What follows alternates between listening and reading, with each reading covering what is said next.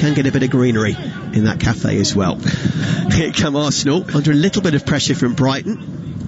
But they try to beat the press, half do so, before Xhaka gives the ball away to the excellent Yves Bissouma, the Mali international, who has been linked to Liverpool. He is a good young player, isn't he? Yeah, he is. I watched him the other night, actually, and he was... but, you know, he was the one that was a little bit guilty of overplaying it, because he was getting in some really, really good areas, you know, slightly promoted up the pitch on the edge of the box, and just kept going sideways and sideways. And I don't know what a genuine big physical number 9 would do for this Brighton team. I think it would help them enormously. Yeah, it'd be interesting to see if they do splash a little bit of cash in the upcoming transfer window. But Bissouma is certainly one of those players that they're keen to hold on to, because it's not just about bringing in new faces. A team like Brighton, the greatest respect, you've got to keep your 2 or 3 key men as well, haven't you?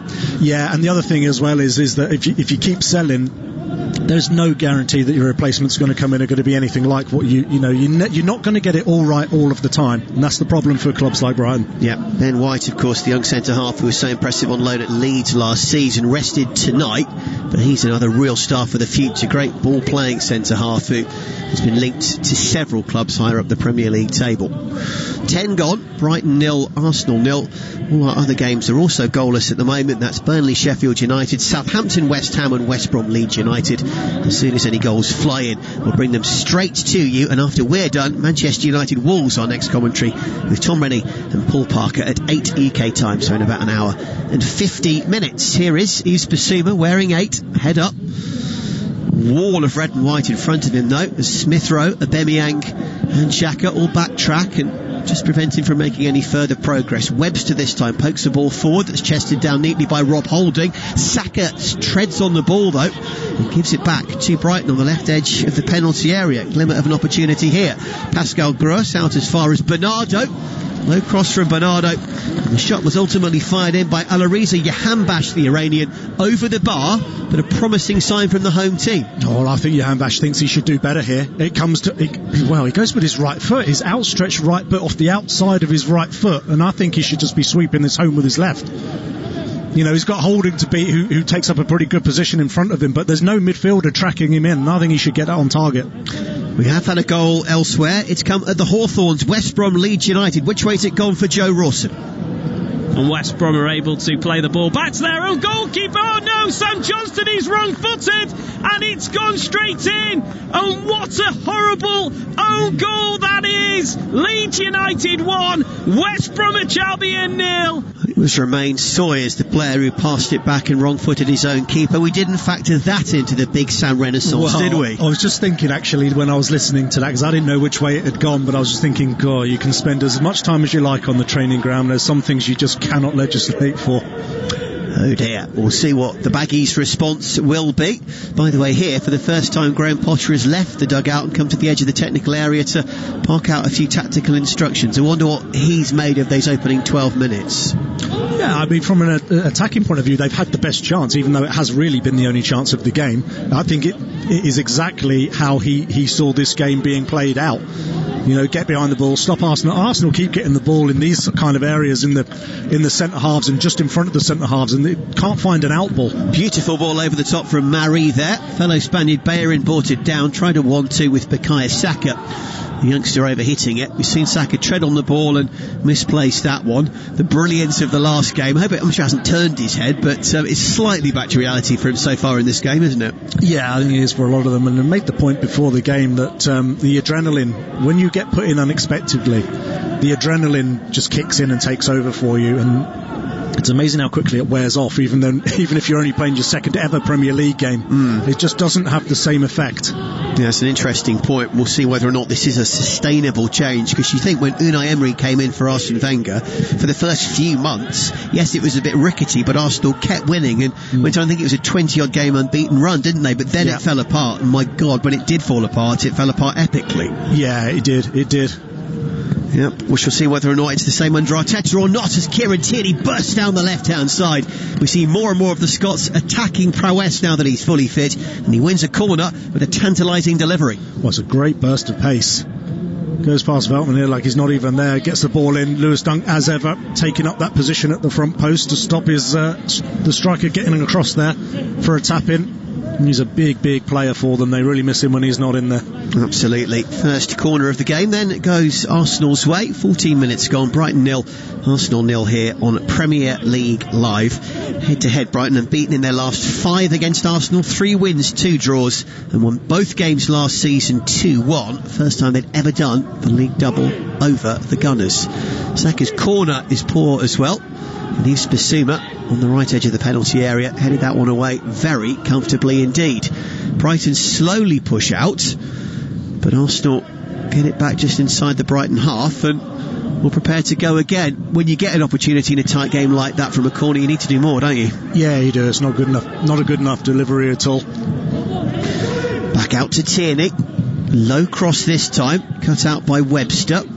Nice touch under pressure from Pascal Gross. He turns and finds Bissouma, who's involved again, and now Brighton can properly counter-attack. On the far side, it's the Arteta. Tries his luck from distance. He had Jahanbash running across him as an option. He went for goal, and it's deflected off Murray and behind for a corner. Yeah, I'm sure he just had to go across the goal here because there's an overload. Brighton have got an overload on this side because Bellerin and Elneny get dragged right in. They've got a 2-on-1 situation on the other side. And I thought, you get your head up and just slip one of them in, and he didn't. Took the shot, and to be honest, he's off the hook because Brighton have won a corner. Jack Woods, morning boys, a 3-0 win I hope for Arsenal today. I'm in bed listening, procrastinating instead of doing the washing. Jack, good lad. That's all the way from Christchurch, New Zealand, by the way. Wow. One of my favourite cities, beautiful place. On its uppers finally again after their earthquake. Much love to that wonderful place. Anyway, 0-0, short corner. Bissouma's delivery is a good one, and it is the big presence of Dan Burn who gets up there, but even Burn couldn't guide that one toward goal. Yeah, I mean, the worry is here that it's Bellerin marking him, which is a complete mismatch in itself. Difference. Yeah, it is, and he doesn't even jump in the end, Dan Burn. The only reason he manages to head it over is because it's slightly behind him, and he has to crane his neck. But it's a warning sign. These are the little things that really can make or break a football match. Bellerin on Dan Burn doesn't work. You're absolutely bang on there. 16 gone, Brighton 0, Arsenal 0. Elsewhere, West Brom 0, Leeds 1, with that Romain Sawyer's own goal, his own goalkeeper Sam Johnston. And the game's 0-0 at the moment as well. That's Southampton, West Ham, and Burnley, Sheffield United. Sheffield hit by COVID, but the game has gone ahead, unlike the City-Everton game, Manchester City that is, that was of course called off last night. Arsenal just pegged back by Brighton, who are doing plenty of good work without the ball as their confidence grows. Elneny tries a long ball over the top for Martinelli, no chance for him, and just really saw that paucity of options for Arsenal there. Yeah, he was being closed down pretty quickly, Holding, and he just had to try and leave one in behind them, but overreach with the pass. Webster, under a bit of pressure from Aubameyang and from Smith-Rowe, did well and found Veltman, the Dutchman, on his return to the team. Throw goes Brighton's way as the Dutchman Davy Prupper plays it off an Arsenal jersey. Mikel Arteta now has taken a wander from the dugout to the edge of the technical area in his very fetching black trench coat and arms folded. I wonder if he's thinking what you said, that he would have liked to have seen more momentum and more building on that last game. Yeah, I think so. I thought they would try and really come after Brighton for 15 minutes and then let the game settle down. I think that's where Brighton are vulnerable, given the fact they made 6 changes. Really take it to them, see if you can move some of these players around, see if they all know their positions off by heart. And they haven't done that really. They've sort of quite a slow, sluggish start from Arsenal's point of view. Bernardo loses out to Hector Bellerin, chips one forward. But it's again Yves Bissouma who comes and wins it beautifully. Appeals for a foul on Bukayo Saka. Referee well placed and says it's no more than a throw. What did you make of that one? Yeah, I don't think it's a foul. He holds on to it because he's looking for someone. If anything, Saka's having a little nibble and he loses his footing. Bissouma shrugged him off very easily there. Obviously young Saka will fill out as a man who's still in his teens. We will see more physical presence from him as the years go by, but Bissouma, those 4 or 5 years older, able to just hold off his man. And Brighton trying to make something happen bang on halfway through. Pascal Gross, the German. This time though it's Arsenal's turn to do some decent work without the ball and set up a strong wall in front of Gross, and he goes back to his back three. Dunk, Burn and Webster exchanging passes, and now to the near side and Bernardo. It's a patient build up from Brighton and Hove. Ball in field is a poor one. It's won by Granit Xhaka. Xhaka's been caught, on his ankle. I wonder if we might see a yellow card, possibly not, just a warning. Yeah, I think two things. One, it hasn't really been that kind of game. It's not nice, that, though. No, he does catch him, but, this is what Xhaka does to players every game. That, for me, is a yellow card. It is a yellow card. It is yellow card, and this is where the human nature of element of refereeing comes in. It hasn't been that kind of game. It hasn't been physical. He probably was trying to go for the ball. It's a bad tackle, and it is a yellow card. And I think the referee's just happy not to give himself a problem later on in the game by just letting it flow. Interesting, yeah, David Pröver it was who got stuck in, the long-haired midfielder. I think he's definitely got away with one there and not going in to referee Martin Atkinson's book. Brighton continuing their good spell as they come down the right-hand side. Xhaka showing no ill effects to that injury because he's straight up, wins it back, plays a quick 1-2 with Murray. And now Arsenal trying to counter themselves, but again, their progress is stilted, and at the moment we're seeing an awful lot of this, aren't we? Both teams just stroking the ball around and really struggling to hurt their respective opposition. Yeah, Brighton are quite content to let Elneny drop back in alongside Holding and try and find a pass through. Keep your tweets coming in at TalkSport Live. Anipa is listening from Accra in Ghana, saying, loving the commentary. I've got you on as the audio while I watch the game on the TV. Merry Christmas to you and your team. Anipa, that's a very good way to do it. Good lad. Everyone should do that if they've got the TV pictures. I remember doing that a few times as a kid as well, yeah. That's why you love your radio, mate. It is. And it's good to have you with us. I can tell you, Smith-Rowe has brought his man down on the far side, which was Joel Veltman. Hadn't seen much of Veltman in an attacking capacity in the game so far, and when he does, he's been flattened. Yeah, he does quite well actually, because he's in a tight space. The only way he can go is forward. He knows the challenge is coming from Smith-Rowe. So it's a free kick to Brighton on the far side. Again, no booking for Smith-Rowe either, so at least we can say, even if he's been lenient, referee Martin Atkinson has been fair to both teams. Nearly 21 gone, Brighton 0, Arsenal 0. Still, by the way, goalless between Burnley and Sheffield United, and Southampton and West Ham and Leeds. That goal up at West Brom through that own goal 9 minutes in from Romain Soyers. Gross's free kick is terrible, and the oof of Dave Kitson says it all. Oof. Oh dear, oh dear. That was like, I don't know, it was like the kid you picked last at school who can't kick the ball very far. That was horrendous. Aubameyang with the easiest of clearances, we can safely say, on the far left side of his own penalty area. Aaron Pyers has tweeted in from Phoenix, Arizona. Aaron and Eric asking us what we think the lowest and the highest might be that Arsenal will finish this season. Do you know what?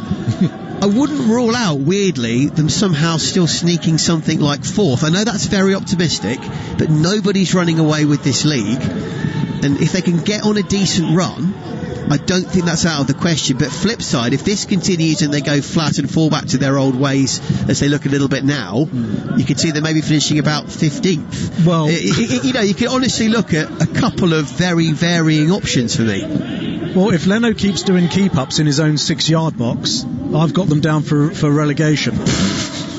Big Sam did say when they play at West Brom next, he considers them, like his team, a genuine relegation rival. Anyway, return pass, we'll come back to that in a second. Proper shot from an acute angle from Johan Bash. It's been deflected behind for a corner. Leno called into action as we get a replay of the keepy-uppy, which... It's not bad. It's not risky. Bad. It's risky. But it's very, very risky. Quite pretty. Yeah, McAllister just stops actually. If he keeps going and just goes through Leno, almost with his body to take the ball off him, he'd have had an open goal, because Leno was in all kinds of trouble there. Well, a lot's been said about how Bernd Leno is not as good a distributor of the ball as Emi Martinez, who of course filled in when he was injured and won the FA Cup, but has now been sold as a genuine number one to Aston Villa. Yeah. Leno there shows he's no mug with the ball at his feet. No, he nearly was. Corner from the far side, outswinger, header from Bernardo, could have gone anywhere. Webster was up there as well, hit the backside of, I think it was Saka. This time Murray gets the ball clear. Smith-Rowe's been clattered, but play goes on. Referee Atkinson playing advantage, and it's a poor advantage from Arsenal's point of view, because Martinelli is dispossessed by a lovely sliding tackle from Bissouma. Got that spot on, didn't he? Yeah, he had to, because he went in with both of his feet there, and it was a little bit of a jump, but the ball was that far ahead that he was able to win it quite cleanly. Bernardo, the veteran long servant, the Brazilian left wing back wearing 30, sauntered forward briefly. Options were limited. He goes back to his captain Lewis Dunk with a long ball over the top straight to Leno. Now in the first few minutes of the game, Arsenal had 75% of the possession. It's now switched where Brighton have got the lion's share. We have seen a little bit of a shift, haven't we? Yeah, it's settled down a little bit, but it's like the possession that Arsenal had really was just the possession across their own back four, because Brighton made it impossible for them to go anywhere. It's just opening up a little bit now. Nice through ball to Pierre-Emerick Aubameyang, bearing down on the left edge of the penalty area, and it was good defending from Lewis Dunk, who calmly came across and got there ahead of the Gabonese. Again, Brighton then choose to play their way out of pressure. Dan Burn ultimately pushed right to his own touchline, decided to go safety first and smack the ball old school downfield. Nice to see a good old hoof. We don't see many anymore, do we? No, you don't. It's funny because I watched him warming up doing that. He was doing it over and over and over and over again, and it's actually it was quite a nice clip ball up the field in the end. But like we said before about Brighton, that lack of a real strong number 9, someone in the old Alan Shearer style who can get the ball down, hold it up and bring others into play, they just don't have that bit. Yeah, because Maupay, as you say, is a decent finisher, but he doesn't really offer necessarily that threat, does he? No, it is a player that they could do with. Yeah, every squad needs one really, but I really think it would help Brighton. Yeah, we'll see whether or not, I guess, having got rid of Glenn Murray, who'd done it for years and years for them. Yeah. But there again, was 35. I don't know whether perhaps they should have gone light for light with a replacement. We'll wait and see. Anyway, over the top from Robert Sanchez, the keeper. Deft little chip. But well done, Granit Xhaka, who got there just ahead of Alexis McAllister. Saka this time, I think, has managed to win the decision in his favour after that rather pathetic dive a few minutes ago. Yes, he has won the free kick. Yeah, that one was a free kick. Philip Adawa hoping Arsenal lose today after what they did to my Chelsea, he says. That's from Lagos in Nigeria. And Dagipandi is listening from Memphis, Tennessee, saying Arsenal need to be more aggressive when they hold the ball. I'd see that they've got a chance, but it won't come too easily for them. Good luck for the Gunners. And yeah, we've not seen a lot of aggression and endeavour and purpose from them so far, but ultimately we are still only 25 minutes into this game. It's 0-0 as Bukayo Saka puts a nice challenge in on Davy Pröpper. The Gunners slightly ugly, but they do try and work their way forward down the far flank. Tierney's got nowhere to go in a forward capacity, so it goes back to Murray, who goes back to his goalkeeper Leno, and we start all over again, Dave Kitson. Yeah, and I think it's probably just for that tweet, the reason that we can't really see any of that aggressiveness when Arsenal are trying to keep the ball is for one player. Oh, I think Bellerin's in. Bellerin could well be in here. Oh, was that the right option? Perhaps it was, to Smith-Rowe, who beats one player, can't beat a second. He goes down acrobatically asking for a free kick. That was ambitious. And Neil Smith-Rowe with a nice first touch stretching, but just couldn't quite make it work. Saka, though, goes down, and he finally does win a free kick just to the right edge of the box. Yeah, it's a bit of a mess this, because the first one, Arsenal are asking for a foul. I'm not sure that it is. I'm not sure there's contact on Smith-Rowe. It's more of a foul than I thought, maybe, initially. Yeah, maybe. The ball was about to get taken off him anyway. The second one certainly is, and it's good to see the ref give it, because so many times you don't see them do it, is where one player is going to get the ball and his teammate comes and just make sure that Saka can't get the ball there. And in that case, he just completely took Saka out. So the first free kick, had it been given, would have been in a very central position. This one is possibly a bit more promising because it's toward the right edge of the box, and it's only half a yard away from the penalty area itself, Dave. Yeah, it was very close. It was a dangerous bit of play because Dan Burn was going to get to that ball. He didn't really need his teammate to really help him out too much. So a slightly cheaply given away free kick. Referee Atkinson has got his magic spray out. He's drawn his big white line. 3 men in the Brighton wall. Granit Xhaka's left foot and Emil Smith-Rowe's right foot are the two players standing over this one purposefully for Mikel Arteta's side. Nearly 28 on the clock. Brighton 0, Arsenal 0. It's going to be the right foot of Smith-Rowe. He dummies it to Xhaka. Oh, lightning doesn't strike twice. We don't get two Xhaka free kicks in the space of 3 days that go in. That one's a couple of yards over. Yeah, well, I think he earned the right to take it, didn't he, after his exploits the other night.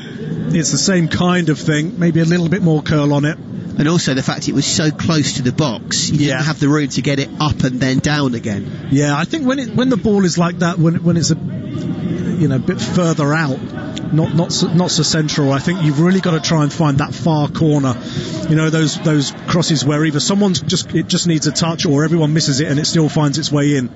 That's a free kick I really, really favour. Yeah, I know exactly what you mean. Here is Dan Burke. who's got Saka and Aubameyang straight on him, so he goes back to his goalkeeper. Arsenal, by the way, haven't won in the league at Brighton since 1981, when they won 1-0 at the old Goldstone ground. Were you just about born then, Dave? I'm not sure. Yeah, I would have been 1. Yeah, but I remember I'd have been 3. Our great encyclopedic football brains remember that one well, clearly. 29 gone, still 0-0, still goalless, by the way, in the Southampton, West Ham and Burnley Sheffield United games. And Leeds still a goal up at West Brom, courtesy of that Sawyer's own goal 9 minutes in. Another niggly foul from the Seagulls, and Arsenal have got another free kick at 15 yards inside the Brighton half on this near stand side.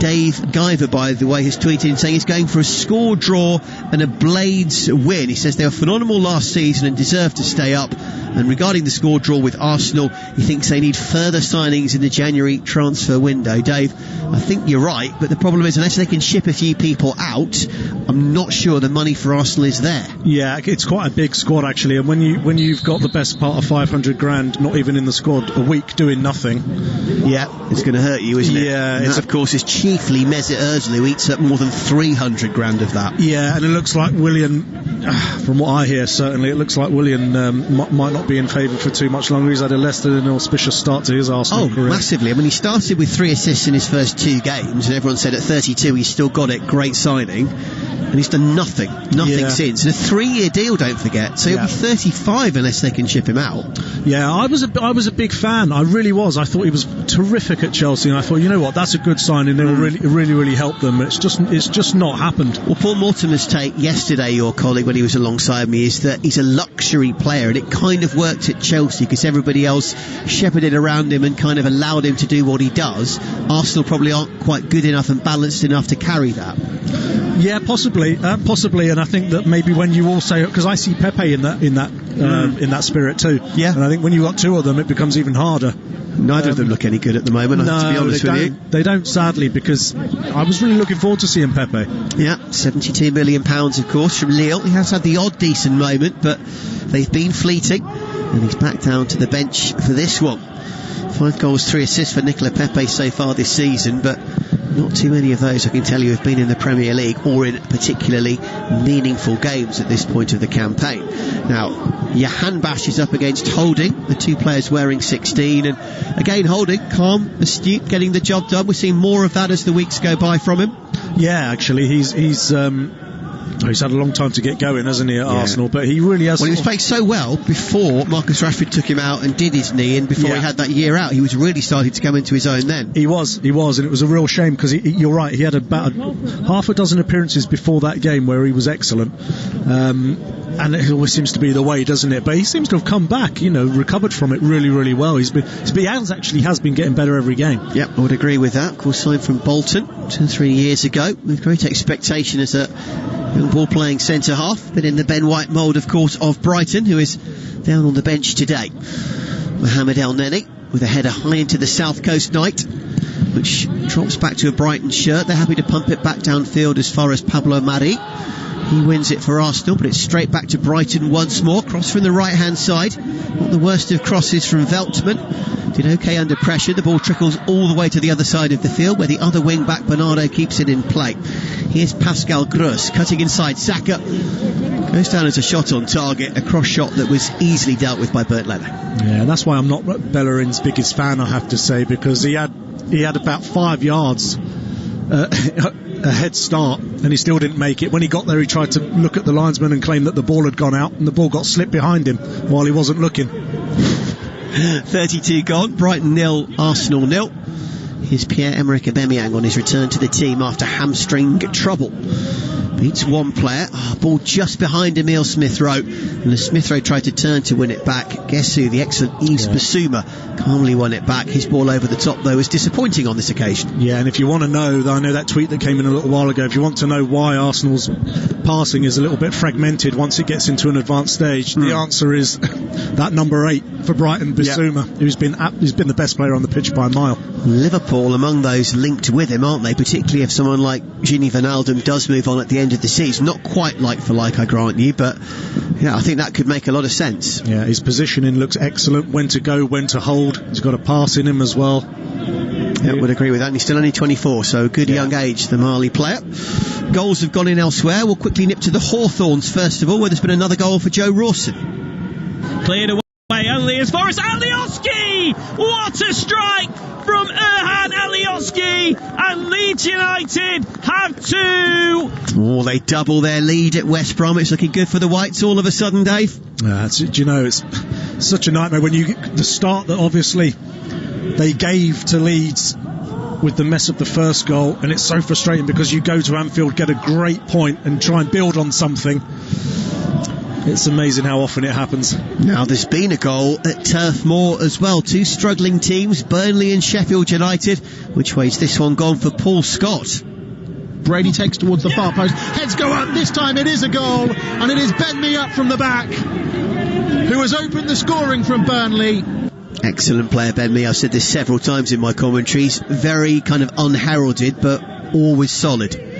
Yeah, he's one of the players it's a bit like Lewis Dunk here, actually. You miss them when they're not there. Yeah, exactly. They're rarely necessarily linked with big moves elsewhere. Their partners often are, but they're the player that makes their partner look good. Anyway, loose ball that's pinging around the Arsenal box, and for a second they looked in trouble, and it was young Emil Smith-Rowe took ownership of the situation after good work from Pascal Gross. The ball is kept in, and Pablo Murray gets there ahead of Proper this time and heads it back to his keeper Leno. Just for a second, Brighton were nearly in. Yeah, it's great play, and it's down this side, it's down this left-hand side again. Couple of cutbacks, and it looks as if it's for all the world going to fall to a Brighton player. Arsenal throw themselves at it, get the block on. Poor ball from Elneny, who slips and gives it to Alexis McAllister. Shot from distance from the Argentine, not far away. One of the brighter moments of the game so far from the home team. Oh, he has to play it first time, surely. If he can just play it first time, he controls it, and that takes the opportunity away. Gross is saying, why didn't you pass? Yeah, because he's the most advanced player. He just needs to be slipped in. Not to be. It was a nice move, actually. It was started by Bissouma, who found Gross. Loose ball ultimately given away, and it was pinging around left, right and centre for a second, but Arsenal get away with it. Charlie Milburn has tweeted in saying, come on you Gunners, I'm listening in my car as I wait for my eye appointment at the doctor's. We need to continue the momentum from Boxing Day. Well, Charlie, as you listen, we can't give you an awful lot so far from an Arsenal point of view, can we? It's been fairly flat.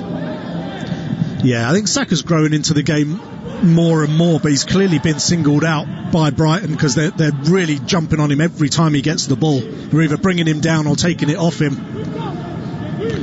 Ball over the top from Webster. Rudimentary stuff from the Seagulls again, but Granit Xhaka finds himself outnumbered by Proper and Jahanbash, and it is Alireza Jahanbash who turns and plays a good ball through right edge of the area. Proper's effort from McAllister's pass, this time well blocked by Granit Xhaka. A combination of he and Tierney get it half away. Smith-Rowe miscontrols. This must be the opening goal. Oh, it falls between 2 Brighton players, Bernardo and Jahanbash. It bisects the pair, but it falls back to Jahanbash. Save from Leno. Rebound not there for McAllister, and Arsenal keep them out. Oh, how have Brighton not scored here? It's a cross that comes in from the far side. It is everybody because it bounces where you wouldn't expect it to, right in the middle. Bellerin makes a complete mess of it. Jahanbash pressures him a little bit, and as this ball comes back, it's one of those no-look passes, and Jahanbash, he has to go. The far side of the goal is crying out for the ball to find it, and he decides to go near post, and Leno's too good for that. Wonder if Gross was offside with the very initial header. I wonder if he was about half a yard off. I'm not 100% sure if that had been VAR'd it would have stood, but regardless, no one really would have known that on the field, and that is a proper kick up the backside for Arsenal. Yeah, it is. That's a bit. If he wasn't offside, then that's a huge chance miss. 2 huge chance misses actually, but it's a shame for the context of the game as well, because Arsenal would have had to have come out. They're trying to come out now as Smith-Rowe finds Saka.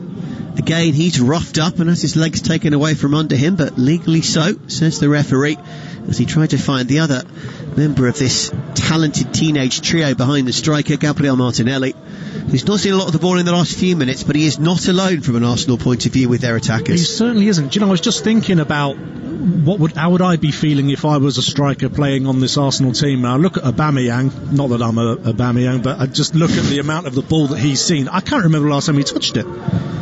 He had that little run out wide, didn't he, on the left, but that's often been the case. He's either started there in the team with Lacazette as the out-and-out 9, or he finds himself forced out wide to get some of the ball.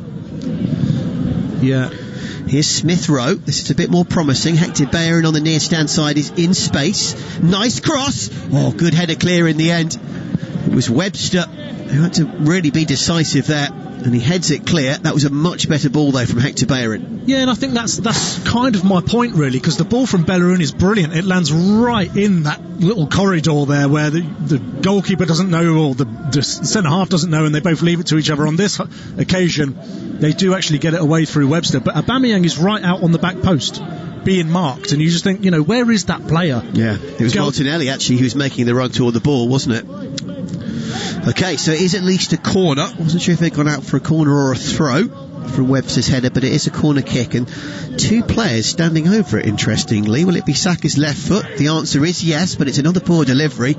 I'd have probably let Smith-Rowe take that with his right, but there again, hindsight is a wonderful thing, isn't it, Dave? Well, I just don't understand the point of having two players out there if you know one person's just going to take it. Now, USA fans quite like Jack Harrison, of course, who was starring for New York City, and I think he might just have scored a goal. Here's Joe Rawson.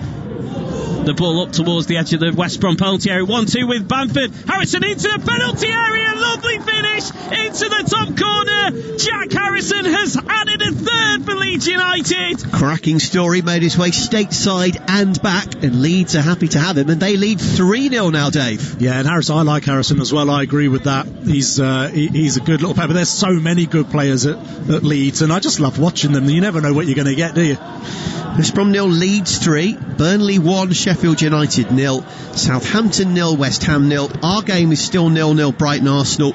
Man United Wolves follows us at 8 PM UK time in an hour and 20 minutes with Tom Rennie and Paul Parker. After Arsenal's nice little spell, it's Brighton back on the attack. Dan Burn, left-footed, lolloping, swinging cross, easily dealt with by Bernd Leno. And 40 minutes in, we stay at 0-0. Leno's delivery is poor, asking way too much of Aubameyang, and if he wasn't frustrated before, I think he is now. Yeah, I mean, crossing isn't obviously Dan Burn's strongest suit, I don't think, but no. He has run 60 yards there with Xhaka just sort of jogging alongside him.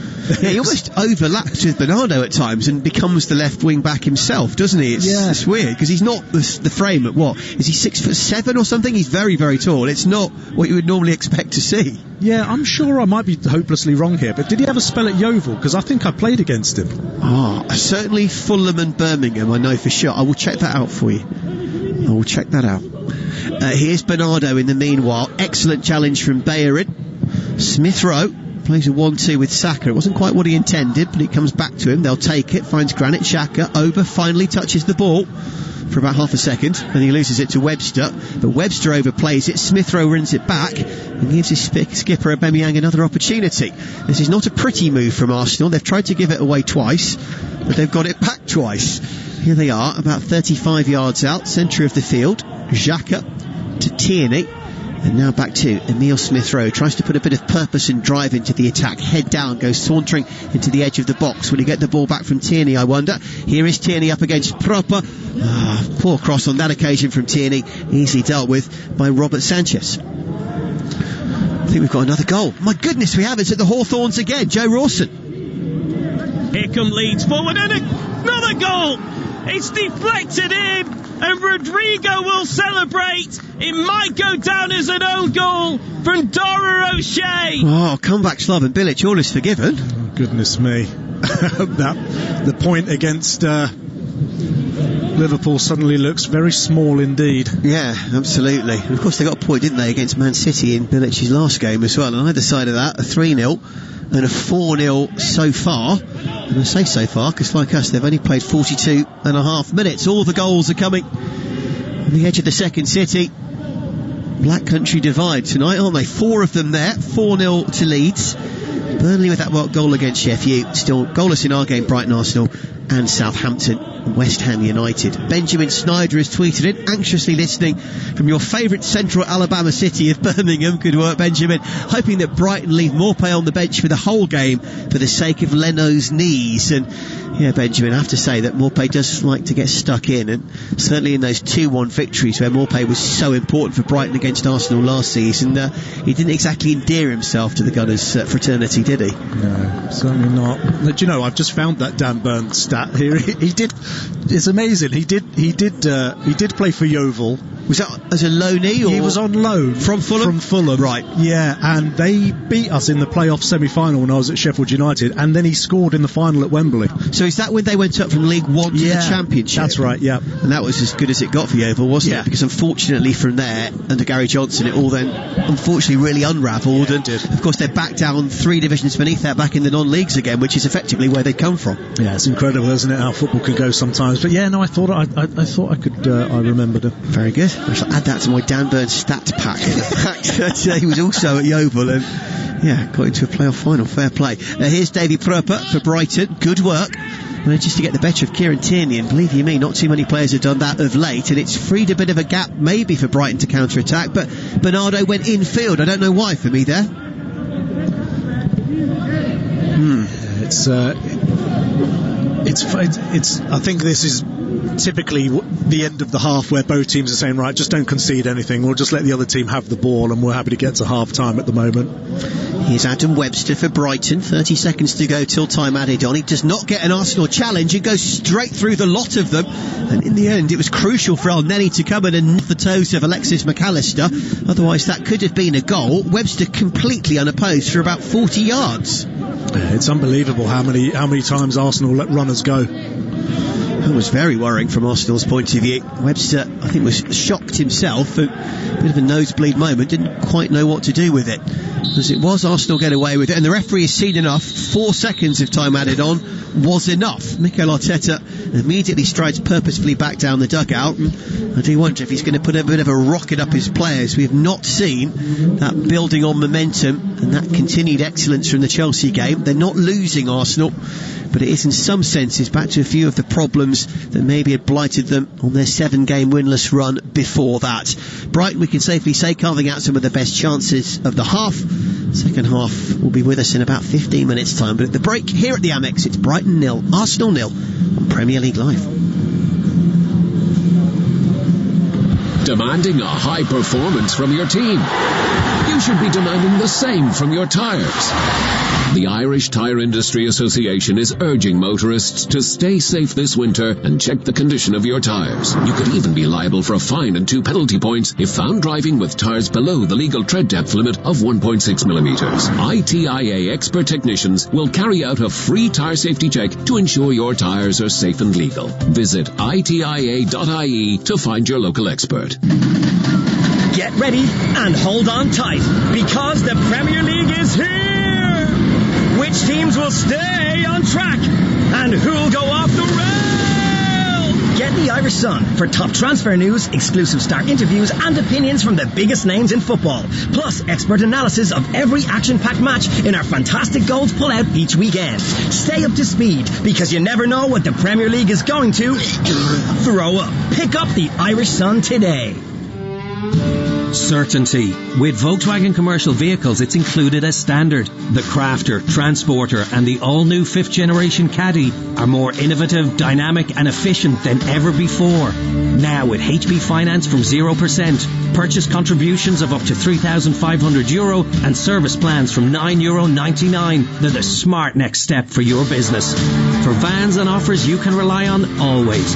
Contact your local Volkswagen commercial vehicles dealer or visit volkswagenvans.ie and leave the rest to us. Finance provided by way of hire purchase agreement from Volkswagen Financial Services Ireland and subject to lending criteria. Terms and conditions apply. Introducing Guardson Sport. Protect your sporting equipment from COVID-19 for up to 14 days with Guardson Sport disinfectant treatment. Ideal in team sport settings with the sharing of balls, rackets, gloves, helmets and all other sporting equipment. Guardson Sport kills COVID-19 on impact, keeping surfaces free from COVID-19 and other viruses and bacteria for up to 14 days by creating a protective polymer extra layer on application. For more information on Guardsson Sport and other quality assured, certified and approved PPE, visit yourcovidprotection.com. At Paddy Power, we know competition for the remote control can be fierce at the weekends. So in order to give the non-football loving occupants of your house something to do, here are some of our top suggestions. Go for a walk the dog, go cycling, cycle the dog, recycle the dog, just go! All very good options, we say. And that's not the only one. If one leg of your 4+ fold ACCA lets you down, get a free bet on all football leagues and markets. Paddy Power. Max free bet €10. Min odds 1 to 5 on each leg. Online exclusive. Excludes shop bets. T's and C's apply. 18+. Need help? Visit gamblingcare.ie. 123inc.ie have your office needs covered. So whether you're an accountant, butcher, carpenter, dentist, electrician, florist, graphic designer, hairdresser, journalist, lecturer, musician, optician, retailer, teacher, solicitor, web designer, or yoga instructor, we've got what you need. And we're cheaper than your current supplier. 123inc.ie. For home, for office, for less. You're listening to TalkSport's coverage of Brighton and Hove Albion against Arsenal from the Amex Stadium. I'm your host, Russell Hargreaves, and alongside me is the former Reading, Portsmouth and Stoke City striker Dave Kitson. And this is Premier League Live. There have been plenty of goals elsewhere. Sadly, in our feature commentary, we've not brought you any, but there's been a couple of notable moments. Let's bring you bang up to date.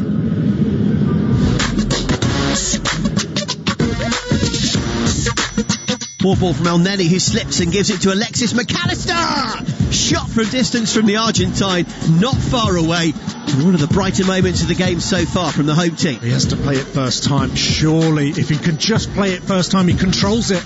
And that takes the opportunity away. Smith-Rowe miscontrols. This must be the opening goal. Oh, it falls between two Brighton players, Bernardo and Jahan Bash. It bisects the pair, but it falls back to Jahan Bash. Save from Leno. Rebound not there for McAllister.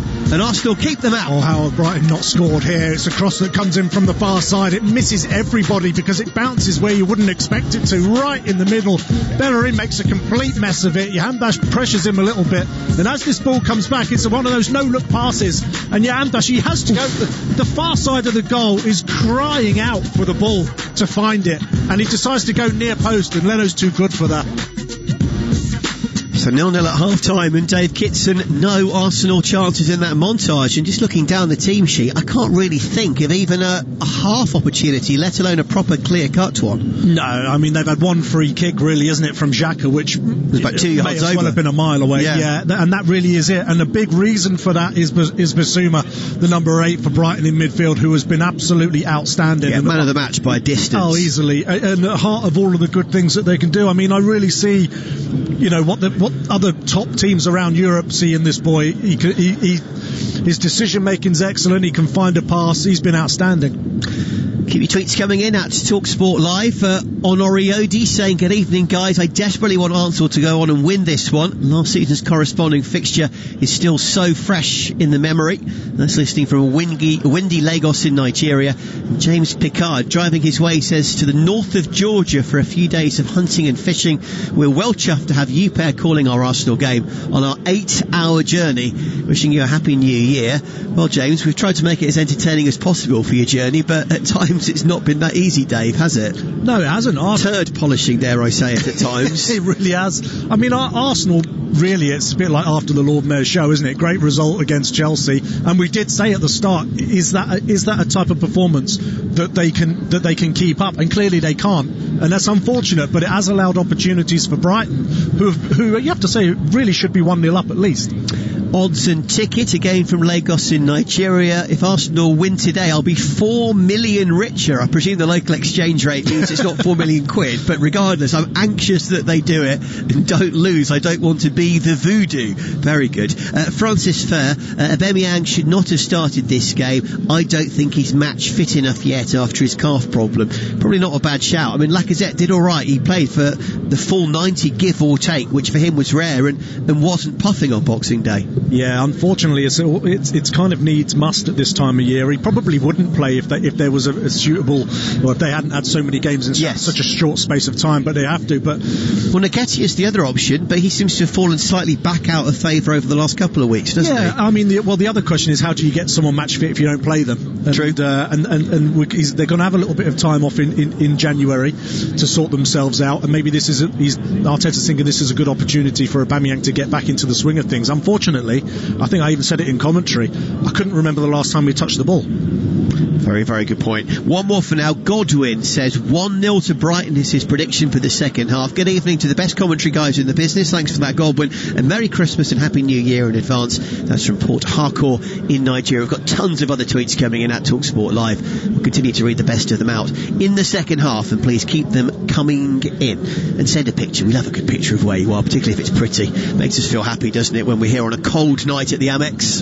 Definitely. Certainly does. Now, as we mentioned, there's one big game after us at 8 p.m. UK time, so just over an hour to go till Man United against Wolves, with Tom Rennie and the former Man U and England defender Paul Parker. Let's hear a bit from Red Devils boss Ole Gunnar Solskjaer, feeling better prepared this time, he says, to face Wolves. Well, we've had so many tight games against them, and we are improving, definitely. We're getting better and better at finding different solutions in different games, but we know that Wolverhampton, they've got quality as well, that they'll give us problems if we're too open, so we've got to put a plan together. How do you see this one panning out tonight? Well, I can't see United doing what Spurs did, which was defend for 89 minutes after taking the lead. I thought that was just crazy, because I thought Wolves were there. Wolves were there for the taking, and I think they have been in a lot of games. And I think United have the players offensively to cause them a lot of trouble and arguably take the game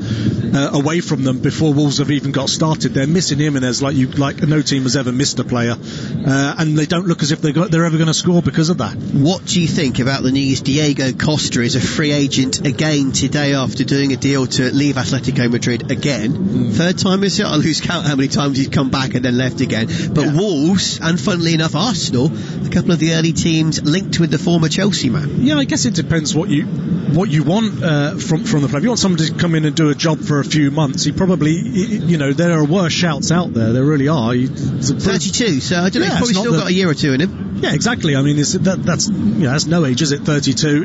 Not to us, it's not.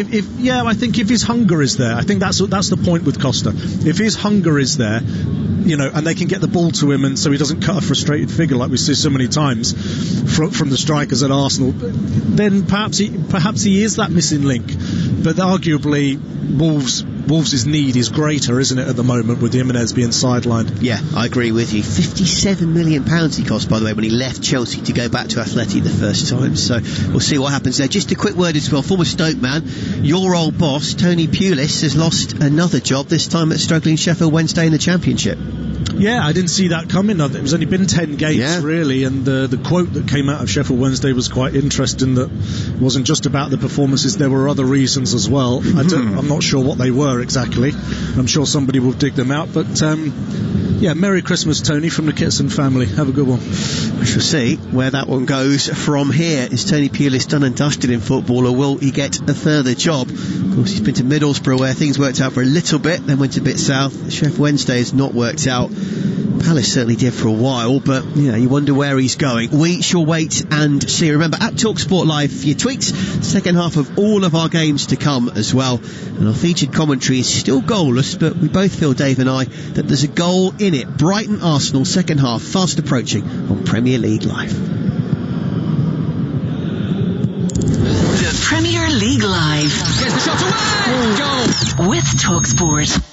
Certainty. With Volkswagen commercial vehicles, it's included as standard. Quality, performance, reliability. And now with purchase contributions of up to €3,500 and service plans from $9.99. For vans and offers you can rely on, always. Contact your local Volkswagen commercial vehicles dealer or visit volkswagenvans.ie. T's and C's apply. Introducing Guardson Sport. Protect your sporting equipment from COVID-19 for up to 14 days with Guardson Sport disinfectant treatment. Ideal in team sports settings with the sharing of balls, rackets, gloves, helmets, and all other sporting equipment. Guardson Sport kills COVID-19 on impact, keeping surfaces free from COVID-19 and other viruses and bacteria for up to 14 days by creating a protective polymer layer on application. For more information on Guardson Sport and other quality assured, certified and approved PPE, visit yourcovidprotection.com. Create the Premier League atmosphere at home with Harvey Norman, the home of the big screen. Feel like you're on the pitch with our stunning range of 4K smart LED and OLED TVs from LG, starting from just $449. Plus, hear every kick, save, tackle, decision, with LG's best-in-class soundbars. Get TV ready for all the big games with Harvey Norman. Shop online today or safely in our spacious stores. Harvey Norman, home of the big screen. Go! Let's talk about you looking after your business. Ford, looking after your vehicle. Let's talk hassle-free Ford leasing. Just a fixed monthly payment, no motor tax to deal with, and no maintenance or servicing to pay on selected plans. Get the all-new Ford Kuga from €425 per month. Hassle-free Ford lease. Now we're talking. Search Ford lease or text Ford to 50015 to speak to us about leasing your next vehicle. Text cost to standard rate. Price quoted for a Kuga Titanium with no maintenance over 4 years with 3 monthly rentals in advance. 20,000 kilometres per annum. Business users only. Price excludes VAT. Ford Lease is provided by Merriam Fleet Management, trading as Ford Lease. 123ink.ie for all your home office needs, including printers, ink, toners, paper, label markers, binders, pens, bins, batteries, boxes, chalk, compass, files, memory sticks, highlighters, glue, notepads, Whoa! And we're cheaper than your current supplier. 123ink.ie for home, for office, for less. At Paddy Power, we know competition for the remote control can be fierce at the weekends. So in order to give the non-football loving occupants of your house something to do, here are some of our top suggestions. Go for a walk. Walk the dog. Go cycling. Cycle the dog. Recycle the dog. Just go! All very good options, we say. And that's not the only one. If one leg of your 4+ fold ACCA lets you down, get a free bet on all football leagues and markets. Paddy Power. Max free bet €10. Min odds 1 to 5 on each leg. Online exclusive. Excludes shop bets. T's and C's apply. 18 plus. Need help? Visit gamblingcare.ie. The Premier League Live. Oh, what a goal! With TalkSport.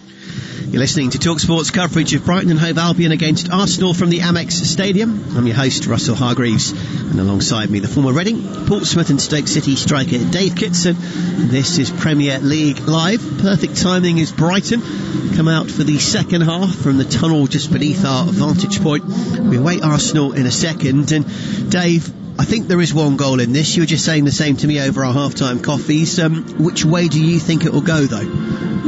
Well, on the balance of play in the first half, I would expect Brighton to get it, but there again, I don't think Arsenal can stick. They've got to play a card somewhere along the line here, because they're going to get beat if they carry on playing like this. They can't get past this wall of a Brighton midfield. The crosses that they had have been few and far between and aimless when they do come in.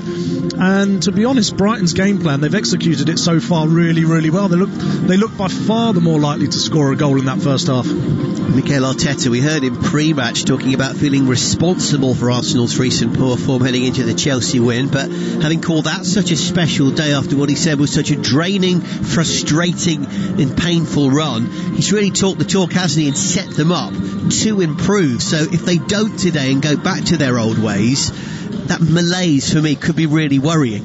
Yeah, I mean, I don't like that kind of rhetoric. Certainly I wouldn't like that as a player here, and my manager felt drained and, that wouldn't... Pained, frustrated. Yeah, that wouldn't do anything for me. All through ball. Alexis McAllister could be through one-on-one. Good defending from Hector Bellerin, who had to get back and did so at the expense of a corner, I think, or did it come off McAllister last? Regardless, it was a good interception. Yeah, and he's onside because Holding has to go across to deal with the through ball, and Bellerin does really well. He's narrow to start with. Elneny's getting back too, but it's Bellerin who meets it, puts it out for a corner. Good It is start. a corner. Yeah, we weren't too sure for a second, but after the referee's assistant and the man in the middle have a quick chat, it is indeed a corner. And McAllister, the man who was through one-on-one, the Argentinian, and Pascal Gross, the other two players standing over it, left and right-footed respectively. It's the right-footed outswinger from Gross. It's a wonderful delivery. Dunk takes a swipe. Bernardo takes a swipe. Someone's kicked in the head. It's Elneny. Dunk's been smashed in the head. Everybody's down, and the ball does not go in. But that was proper harem-scarum stuff for a second. Oh, well, it's a swing and a miss from Dunk, because the ball that comes in is fabulous. It's got so many players running in on it that no one gets anything clean in terms of a strike, so it just drops down and looks for all the world as if it's just going to drop into Dunk's path, and he's going to have a swipe at it. He did, and what they're asking here with VAR is, was he fouled when he did it? Let's take a little look Is this a possible penalty? VAR are looking at this. Dan Burn and Bernardo both went straight away to the referee saying that they wanted a penalty kick. What's your thoughts on that? Was that just committed bodies everywhere and no real foul, or do you think there might be? No, I don't think it is, and I think VAR have completed it. Yeah, they have, and there is no penalty. No, it's a goal kick, and I think that's right, because it's Elneny who gets in the way, but it is nothing more than that. He's on the floor, he's not even looking, he can't really do anything about it. And he gets kicked in the head himself. He gets kicked in the head. Yeah, he kicked in the head, but he saved his team there from going 1-0 down for sure. Interesting tweet about Elneny, all the way from Osaka in Japan. Not sure we've ever had a tweet in from Japan from our listeners there, but great to hear from T-Bone, who says Elneny formed such an unlikely but successful partnership with Thomas Partey for a few weeks until Partey got injured. Without Thomas Partey, what does Elneny now offer alongside Xhaka? Interesting point. Well, I don't know what a successful partnership is. They're 14th, 15th. Yeah, I'm not too sure about that. He's actually been all right, Elneny. He's played very, very deep. He's almost playing as sort of a third centre half and bringing the ball out. He frees Xhaka up to be a little more creative, doesn't he? And a bit more forceful with his runs forward. Yeah, he's almost like the anchor in there, isn't he? He is. Whereas Partey maybe is again a bit more creative and likes to ease forward a bit more at times. That's right. You're right. He does. He doesn't do a lot of that horrible work. Like we saw him track back there. When he went back with Bellerin, he's very diligent in his job, gets on the ball, makes it, well, as you say, he frees up Xhaka, but I just, if I'm going to do something significant in the Premier League, are Xhaka and Elneny my midfield pair? And I'm not so sure they are. Yeah, I think a lot of people would agree with that. They're decent individual players, but are they good enough as a pairing? Probably not. Of course, Elneny, who was signed from Basel for only about £5 million, did well, then lost his way, was loaned away. I think everybody had kind of forgotten and given up on him, but he's come back and played a fair bit under Mikel Arteta, to his credit. And again, he's in the team tonight. On the far side, Bernardo and Bellerin go for the ball, and Hector Bellerin plays it off Bernardo and out for a goal kick. Hector's played quite well since you told him he wasn't good enough to go to Barcelona. Yeah, he's obviously heard me. I don't know whether they're piping the commentary into the Arsenal dressing room or onto the bench, but yeah, no, I stand by it. But he has been markedly improved in this second half, albeit the 4 minutes of it that we've had. They piped it into the Tony Pulis household as well. He sent his regards back. You'll be pleased to know. Anyway, 49 gone, Brighton 0, Arsenal 0. No further goals elsewhere either, so it stays West Brom 0, Leeds 4. Yes, 4, with at least one own goal and possibly two. Still goalless Southampton West Ham. By the way, Danny Ings with a goal disallowed in that one, but rightfully so for offside. Not against him either. And Burnley still leads Sheffield United 1-0 through the excellent Ben Mee. Now Arsenal counter-attack here with a bit of purpose. Lovely through ball, and that's by far their best chance of the game. Saka as far as Pierre-Emerick Aubameyang, 1-on-1, and it's a great save from Robert Sanchez, point blank. Yeah, Saka just gets down the side, and Aubameyang has got the run on Dan Burn, who just tries to have a little nibble at his back foot. He's fearing the worst. Oh, Aubameyang should score. He does everything right. He gets across the near post. He gets there first. It's a really good save. I know he doesn't know a lot about it, but he just moves his leg, doesn't he, to block the shot. He makes himself as big as he possibly can in that situation, and it's enough to stop Aubameyang. Great chance for Arsenal. By far their best of the game. But Pierre-Emerick Aubameyang, on his return to the team, could not convert it. Short corner, Smith-Rowe to Tierney. Another in-swinger, flicked on by Pablo Marie. Here's Aubameyang with an effort from an acute angle. Side netting this time, and that one was always forcing the issue a bit. Yeah, it's a header that just gets flicked out towards the back post. Aubameyang is hanging back. That's what we said in the first half. He hangs back out there all the time. You're not going to score any goals from out there. You've got to have that player in the middle of the goal causing problems, asking questions. 50 minutes gone.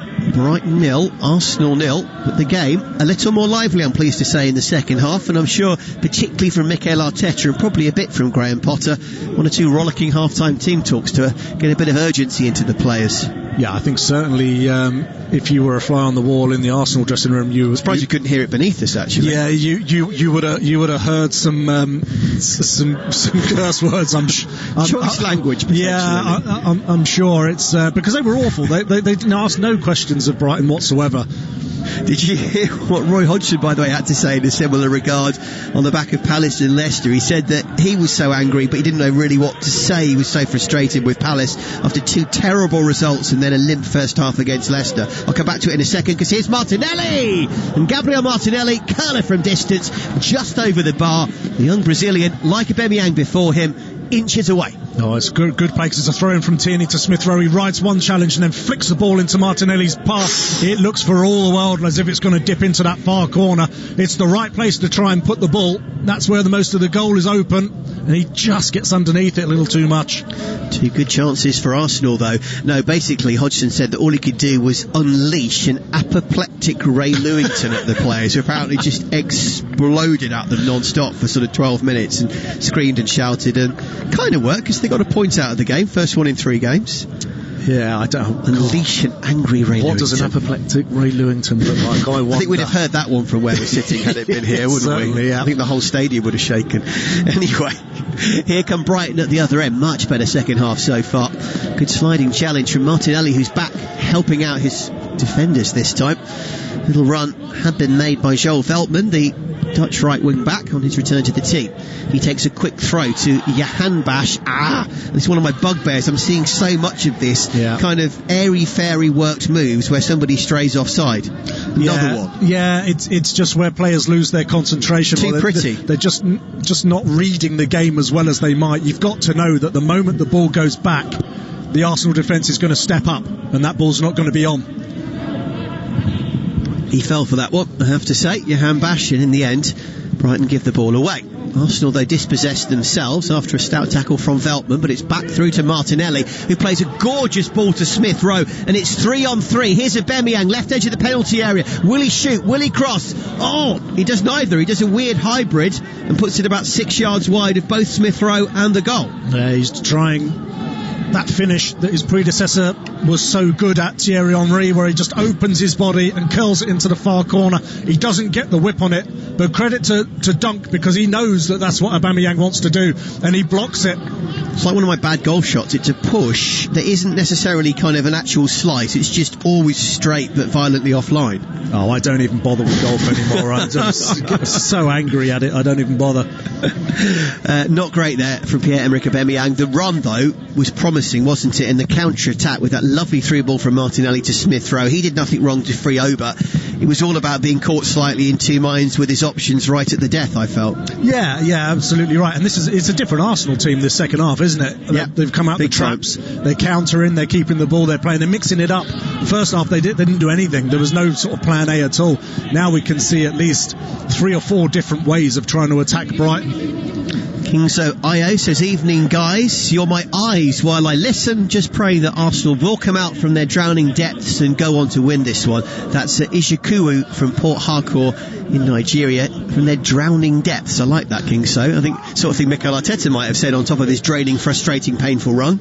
Yeah, my drowning depths. As a Spurs fan, I can't promise you that I'm going to pray for Arsenal. But oh yeah, of course, forgot you were a Spurs man. Yes, mind you, your boys have had a bit of a limp run of late, haven't you? It's all gone a bit quiet after looking so good. Yeah. You can't have those kinds of players and not go for the jugular in games. You know, it's just trying to get 1 goal up and then defend it for 89 minutes is not really what the Spurs ethos is about. No, I would agree with you. Maybe a leopard can't always change his spots in the form of Jose Mourinho.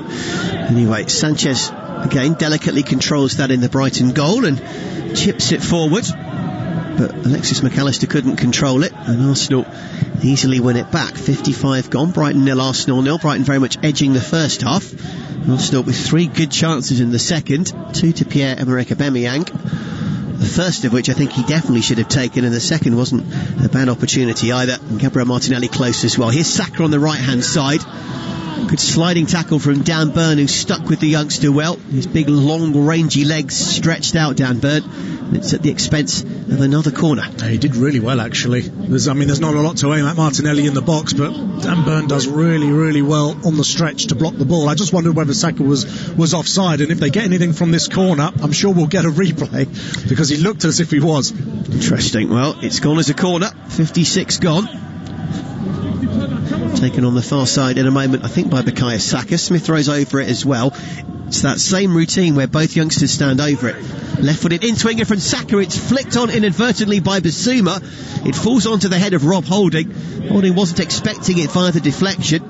His header wasn't great. Holding then runs back to try and win it back. He does temporarily before Jahanbash then wins it back for Brighton. I think without the nick from Bissouma, I wonder whether Holding might have put that one goalward. Yeah, he just gets enough on it, doesn't he, just to stop that ball from reaching its intended target. It's a big header. It doesn't look great, but it's a big header. Jahanbash wins the ball again, plays it off Pablo Mari as far as Pascal Gross, now to the left-hand side, and Bernardo, the veteran Brazilian, in field to Gross, and having been on the back foot, this is much better from Graham Potter's home side. Here's the excellent Bissouma on the left edge of the penalty area, being closely shackled by Emile Smith-Rowe. Bernardo now to Dan Burn. Burn in an attacking sense, having made the defensive block moments ago. Same one-on-one personnel-wise against Bukayo Saka. Burn plays it off the Young England international, and out for a Brighton throw near the far corner flag, and Dan Burn is asking for options. They're a bit limited for him. Yeah, they are, which is a little bit odd, because there's plenty of men forward here for Brighton, and there's another example of it. Goodness me. Offside again, because as they tried to be airy-fairy, Allister this time caught by the Arsenal back four pushing up, and Graham Potter is incandescent. Oh, it's amazing how many times it happens. You'd think, it's just so obvious when you throw it and get the ball kicked back. Tell you what, with that grimace, he's got a pair of teeth on him, hasn't he, Graham Potter? Yeah. Blimey. Not seen those before, shown in anger. Anyway, nearly 58 gone, 0-0 Brighton Arsenal. Elsewhere, still, West Brom 0, Leeds 4, Southampton 0, West Ham 0, and Burnley 1, Sheffield United 0. Don't forget Man United Wolves coming up after us in about 46 minutes time. Tom Rennie and Paul Parker, your commentary team. Free kick to Arsenal as Bukayo Saka is upended deep inside his own half. Plays a 1-2 with Rob Holding. No one tracks Saka's run, and he's got a bit of space to amble forward on the right hand side. Smith throws the option infield, but it was all a little bit static, so he goes back to Hector Bellerin, and Arsenal in danger of going back into their shells now, aren't they, after that good 10 minutes? Yeah, we've sort of reached that kind of 15-minute mark where Arteta has clearly told them to go for it. I'll start asking some questions. Well, this is better though. 1-2 between Saka and Smith-Rowe, who's tucked back by Lewis Duncan. That will be the first booking of the game. Obvious shirt tug there as Dunk struggled against the youngster. Yeah, it's the 1-2. The classic Arsenal 1-2 where everybody watches the ball and no one sees the player run off the back. Can't argue with that at all, can you? That is a yellow card all day long. No, it is, and I don't think he needs to do it. It looked like he was going to catch him, actually, Lewis Dunk. And he goes in the book, Lewis Dunk, and we prepare for an Arsenal free kick. He scored, by the way, in the 2-1 victory, the first of the 2-1 victories with that Neil Maupay late penalty. It was Maupay and Webster the goal scorers in the other 2-1 win for Brighton last season, so Dunk likes to stick it to the Gunners. Did it last campaign. Will he end up doing it again here or not? At the moment, he's the man who's given away a free kick in Dave, a fairly promising area, about 35 yards out on the right hand side. Yeah, it is. It just needs a really good delivery, really. And this is what I say about these free kicks, where you in-swing them, and if everyone misses it, it finds that far corner. So will it be the in-swinging left foot of Saka or the right foot of Smith-Rowe? It is Saka. It's not a bad delivery at all, but the header's on target. It takes the deflection, takes the sting out of the effort, and in the end it flies harmlessly into the arms of Sanchez. Yeah, it is the right ball. They're just being very well shepherded, the Arsenal attackers. Approaching the hour mark, Brighton 0, Arsenal 0. Remember, Brighton with 7 draws in the Premier League this season already. They've won just once in 13. Drawn 7, lost 5, 13 points in 15 games, their worst start to a Premier League season. Here come Arsenal trying to make it worse. Nice mazy run from Saka, who beat 2 players. Didn't have much room to work with on the dead ball line, and in the end the cross shot from an acute angle was blocked by Lewis Dunk. But again, another nice sign from Saka, who's definitely grown into this game. Yeah, and I can hear Graham Potter going absolutely mad on the touchline, because Elneny took that free kick about 15 yards away from where it should have been, and it caught Brighton absolutely flat-footed at the back. Well, they got away with that, Arsenal. Bit of gamesmanship. Did not quite lead to a goal. Remember, their only home win in the whole of 2020 in the Premier League was in June against Arsenal in one of those 2-1 wins. Apart from that, 8 draws and 7 home losses. That is terrible. Yeah, that's not acceptable, is it? That lack of crowd, as you talked about pre-match, has been an issue, but you can certainly moans and various gesticulations of the players and the coaching staff behind closed doors here in Sussex. Ball forward looking for Gabriel Martinelli, who missed controls. He looks to be tiring slightly for me. I guess having not played a lot of football, full game 2 days ago and another hour here. Yeah. Wonder if we might see 1 or 2 changes. Well, there's a couple of players tiring, actually. Like I mentioned, that Luiz Dunk pull back, he didn't look as if he needed to make it, but there again, I'm not entirely sure how he's feeling in his legs, whether they're a bit heavy. There's a few players out there who the game suddenly starts to be catching up with them. Brighton are unbeaten in 6 games against teams who are in the bottom half of the table. Of course, that also includes Arsenal at the moment, given their poor form. And Brighton just coming back into the ascendancy a little bit as we approach 62 minutes here on Premier League Live. Here's Adam Webster, takes the ball around the Davis quite right, tiring Emil Smith-Rowe. Veltman's delivery is a good one. Header takes a ricochet from Bernardo. Jahanbash tried to pull the trigger. It falls back to Veltman up against Tierney. Ball takes another deflection. Elneny there this time ahead of the Iranian. And Arsenal get it partially to safety. Nice interception from Dunk. He beats Aubameyang to the ball and finds Pascal Gross. He does well under pressure to find Burn. Infield to Bernardo. Back now to Gross. Back to Bernardo again. His ball is just behind Jahanbash and in front of Proper. And Tierney this time is the man who gets it again, only partially to safety. It's picked up by Dan Burn, and Arsenal can't seem to get rid of this, and now they've committed the foul. Yeah, he's unlucky, Saka. I think he might get a little bit of the ball, but it's the follow-through. Let's take a look at the replay here. Yeah, it seems to come off at a funny angle. The referee saw something that he didn't like, but it's much better from Brighton. Putting the ball into the box, asking some questions of this Arsenal back four for the first time in this half. Free kick to Brighton on the far side. Have only lost 1 of their last 7 last calendar games of the year. They like the annual swan song here at the Amex. Can they keep that good run going and get a goal here, I wonder? Now, Alexis McAllister is one of 2 players standing over the ball. He's left it. It's going to be Pascal Gross's right foot instead. Deep delivery, awful delivery straight down the throat of Leno. That's a big waste. Oh, do you know, I was trying to work out where Webster and Dunk were, and they were hanging sort of 10 yards out of the box to run from deep, and I was just thinking, you're never going to make this ball. It's going to go so far away from you, and in the end it just goes into Leno's arms with no challenge around him whatsoever. So Arsenal back in possession, but after that good 10-15 minutes they definitely have gone back onto the flatter side, I'm afraid. Remember, winless in 7 in the Premier League until that all-important Chelsea win, but to be fair, all 3 of their Premier League clean sheets this season have been away from home. Arsenal mix it up and try the long ball downfield, looking for Aubameyang, but when you're up against Dunk, he's probably going to win the vast majority of those aerial challenges, as he does there. Brighton try to play out from the back, and that's risky. Burn undersells it to Bissouma, who does really well under pressure against Martinelli, then tries to win the free kick. Aubameyang brings him down, but again Bissouma does well enough to get the ball to Webster. More good football from the youngster. Through ball from Veltman. As far as Davy Proper, shot would have been on target. Saved by Leno down to his left. Best Brighton have had to offer in the second half, no question. Yeah, it's good play from down this right-hand side, Webster, and the through ball to Proper. He goes near post. I don't think it's going to go in anyway, and it's comfortable for Leno, but in that sort of situation, when you've got players who are running in from different angles, other attacking players, teammates, you have to go across. If you don't score, there's every chance that the keeper will just palm it down in front of one of them. Just wondering if Emil Smith-Rowe has gone in the book there. There's a collision with Dunk and the yellow card seemed to be brandished, or has it gone up against... Oh, it's Jahanbash, beg your pardon. So Jahanbash, I think, has taken Smith-Rowe out off the ball during that move. Yeah. Okay, so Allister Jahanbash goes into the book, and off does go Gabriel Martinelli. He is the first of the tiring youngsters to go back to the subs bench, and on comes Alexandre Lacazette. I reckon he'll go central and Ober will go out wide. Yeah, he didn't look too happy about it, Martinelli, but it's the right decision. He's been flagging the last 5 minutes. Oh, at 19 you've got to just accept that. Yeah, get on with it, absolutely. Surely. Well, all 90, you know, that you think you're superhuman, you can play every minute of every game, and unfortunately you just can't sometimes. So yeah, confirmation of a Jahanbash yellow card. Here come Arsenal to Lacazette!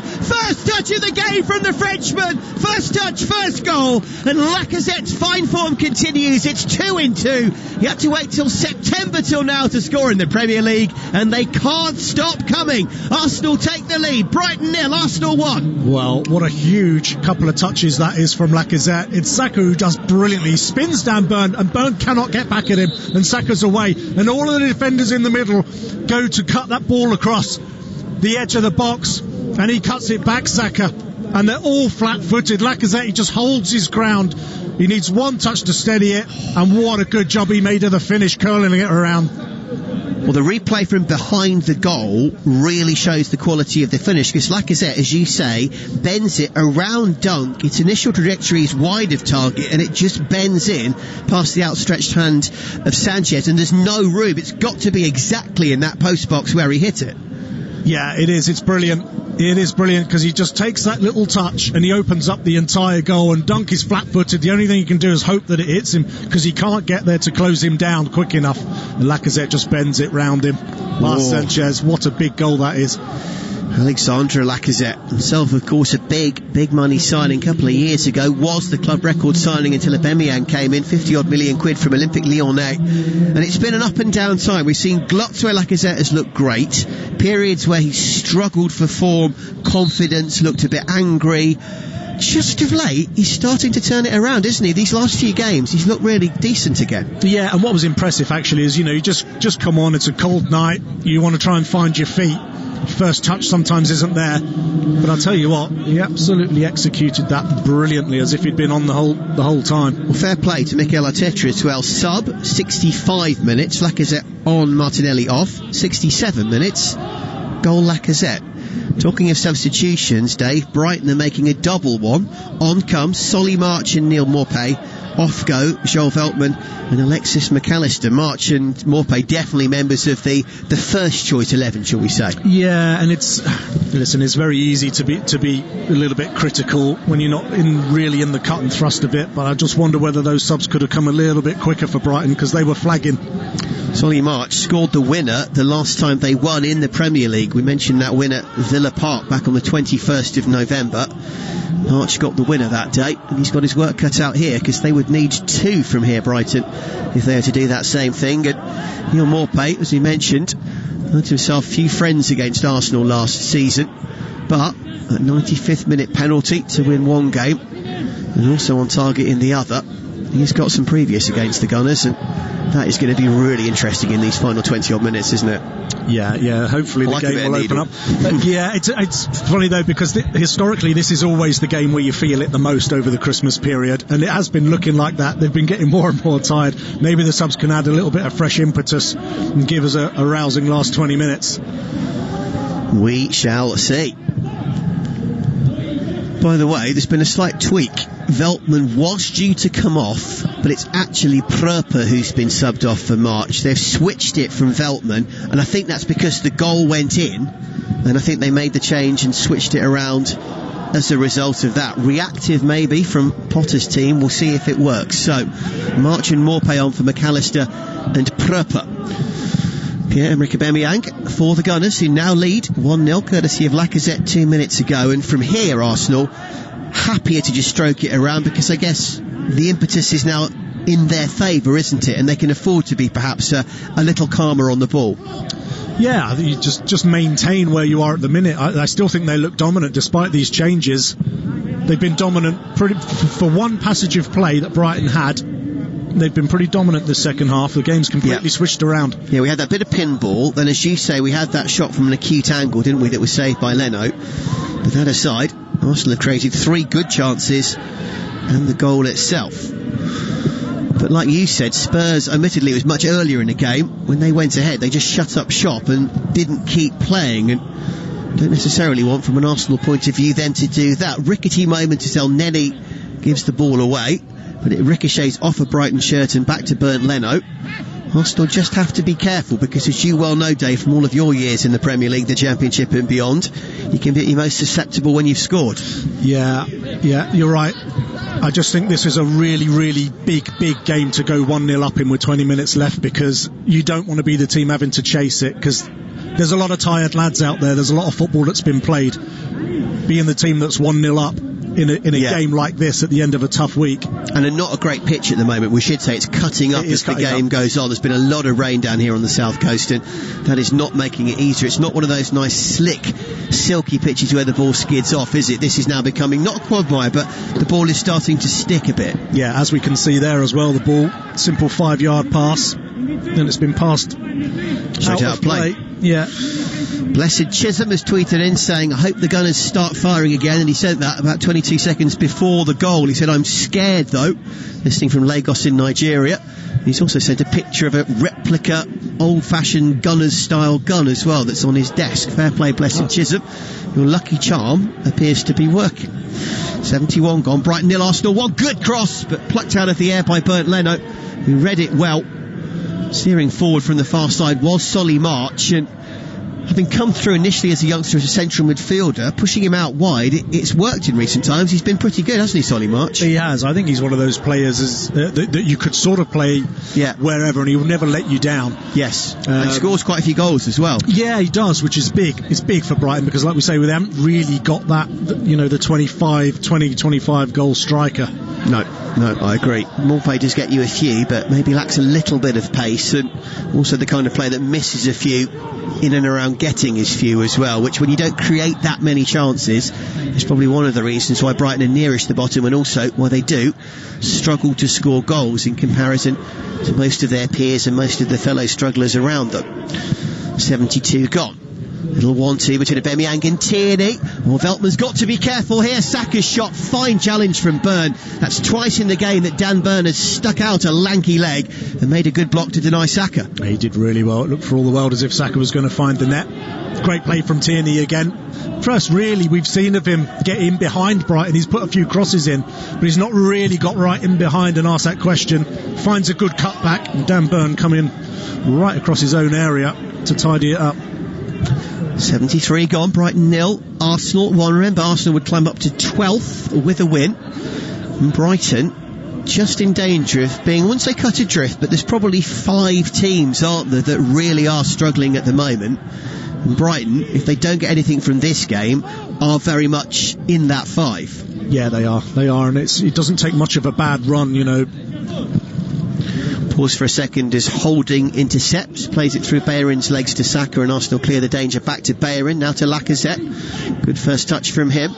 Ball over the top from Saka to Bellerin, who is a fullback. Heading isn't necessarily his optimal point of his game, is it, as we saw there? No, he's the furthest man forward, which is a bit of a worry for Arteta. Yeah. And he's left a big space here out on the now. He has indeed. Smith-Rowe is chugging back. He's got to be careful, and well done Granit Xhaka, who read the danger. And Xhaka knew that Arsenal were a man down and got there just ahead of, I think it was Maupay, wasn't it, who hasn't done a lot since he came on, but opportunity may be there. And the third Brighton sub is about to happen. On is going to come the talented young Belgian Leandro Trossard, who I do like. And I like, Johan Bash, I think, is the man to come off. Indeed it is. Yeah, I was hoping we would see Trossard. He's a really, really tricky little player. I really like his game a lot. I think he's been one of the bright points for Brighton so far this season. Totally agree. And again, would be in that first choice 11, I think, no question. But with this festive rotation, another of those who found themselves on the bench for this one. Remember, West Brom 0, Leeds 4 still. Goalless still Southampton, West Ham. Burnley still leading Sheffield United 1-0. And to come in half an hour, Man United and Wolves, Tom Rennie and Paul Parker. Brighton corner.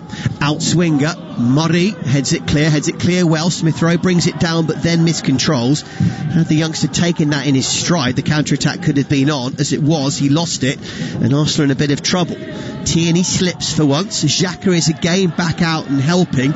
He gets there ahead of Byrne, and we've got a player down. Smith-Rowe plays it out of play, and I think Saka has maybe just taken a knock to his ankle. Yeah, I think he's either been caught, he's banging the ground, his right ankle, or rolled it, I'm not sure, but it does look in a bit of distress. Oh, while we look at the unfortunate injury to Bukayo Saka, who, don't forget, has been in form of late. Great goal a couple of days ago and now part of the England squad. We hope he's okay. We'll keep a close eye as we head back to the Hawthorns. Another goal, West Brom leads. Joe Rawson. Rafinha! What a goal by Rafinha!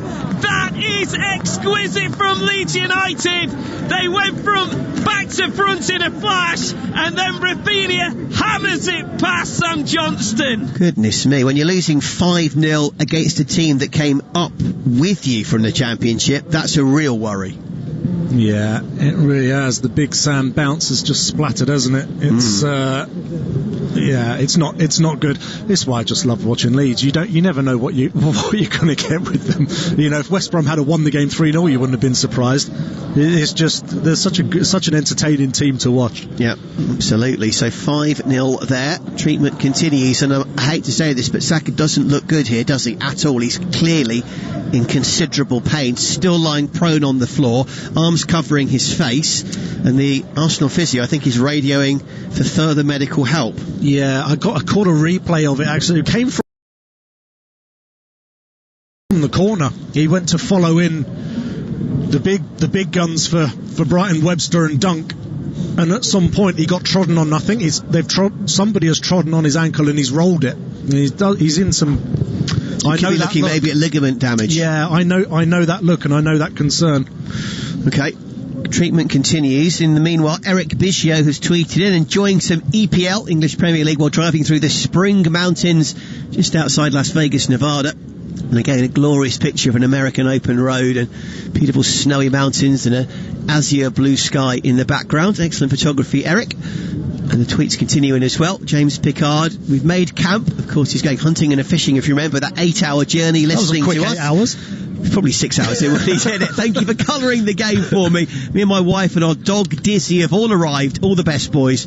Wish me luck with my rifle and pole. Well, James, I'm glad you made it, and I'm glad we helped your lengthy journey. Tom Godwin, what on earth was Big Sam thinking he could go toe-to-toe with Leeds? I believe that 4 first-half goals have jolted him back to reality. Yeah, so Tom, listening to our game but also keeping a close eye on the Baggies, he is very, very worried. Oniyoi, hello guys, wondering why your co-com was having a go at Arsenal before. Now I know, it's because he's a Spurs fan. You choking cockerels. That's from Orinodi. Oh dear. Benjamin Schneider, my goodness, did I just hear Dave Kitson say he was a Spurs fan?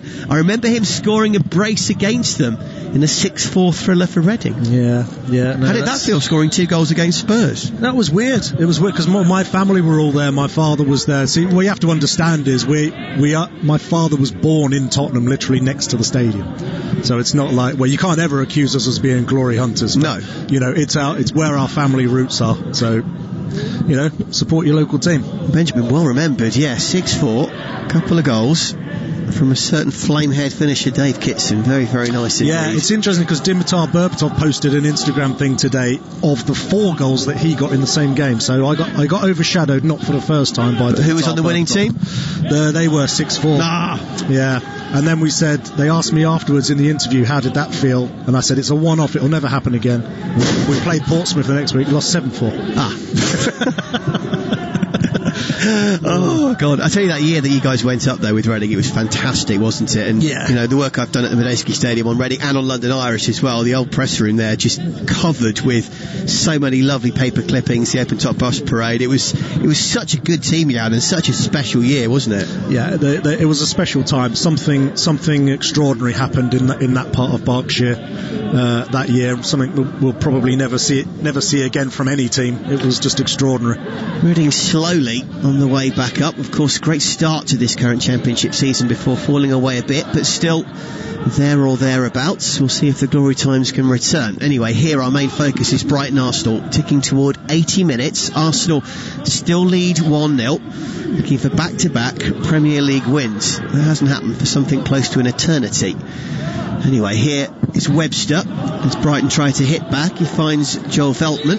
His cross ricochets off an Arsenal shirt. Pierre-Emerick Aubameyang out for a throw. And Bukayo Saka has come back on, but he is hobbling and doesn't look great. It's obviously not awful because he was able to come on and trot around and try and run it off. Yeah. He's not being risked, but hopefully it's not too serious. And on comes the mercurial Dani Ceballos, the Real Madrid loanee. Yeah, hopefully he hasn't ruptured any ligaments, but he may well have just strained them. And they're the type of injuries you get after a run of a lot of football, where perhaps you're just not quite concentrating. Your body's a little bit out of control. Then someone treads on you. Yeah, if it was, I didn't get a good look at it, but it was definitely him trying to defend the corner where he picked up the knock.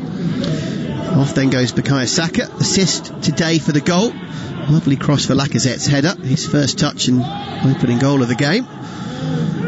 Back to that wonder goal against Chelsea 3 days ago. Hopefully Saka will be fit and firing and back sooner rather than later. In comes Ceballos, who is a good player in his own right, not massively part of the first 11 at the moment, but second spell on loan from Real Madrid. He's added more defensive acumen to his game. He's definitely become more all-rounded. As Arsenal attack again, Lacazette to Pierre-Emerick Aubameyang, left-footed cross, asking a bit too much of Emile Smith-Rowe, who at least keeps the ball in play. For a second it looked like a promising counter-attack from the Gunners, but Aubameyang with his weaker left foot just overhit that one, and again he's now been shunted out wide, of course, to accommodate Lacazette, which I think maybe secretly is a minor bit of a bugbear for him deep down. I think so, yeah. The great forward players, sometimes they get asked to play out there. I remember when United had the forward three of Rooney, Ronaldo and Tevez, Rooney was asked to play out on the left, and you just thought, how does this happen even to the great players? But of course he was sensational there. Yes, absolutely. Abani Chisholm says West Brom has been taken to the cleaners by Bielsa and his wards. What an EPL season this is proving to be. Yeah, yes and no. I like the fact it's so open and that no one's running away with it, that the relegation battle has got loads of teams in it. We've got big sides struggling, small teams up there. I still feel that with COVID and whatever, you get a lot of duff games, and I'm really glad we've got football, don't get me wrong, for my job, for my passion, for whatever reason, but it's not classic, is it? But I suppose it's better than nothing. It's entertainment, isn't it? It's entertainment of sorts. There's just, what I would say is, just don't bet on any game this season. No, because you're going to be wrong. Well, the guy bet 4 million, whatever his local currencies was. He's bucking that trend, isn't he? Anxiously looking on, because I think if Arsenal win, he collects. So we shall see. Anyway, ball over the top from Brighton. Can they hit back? Veltman, shins that one.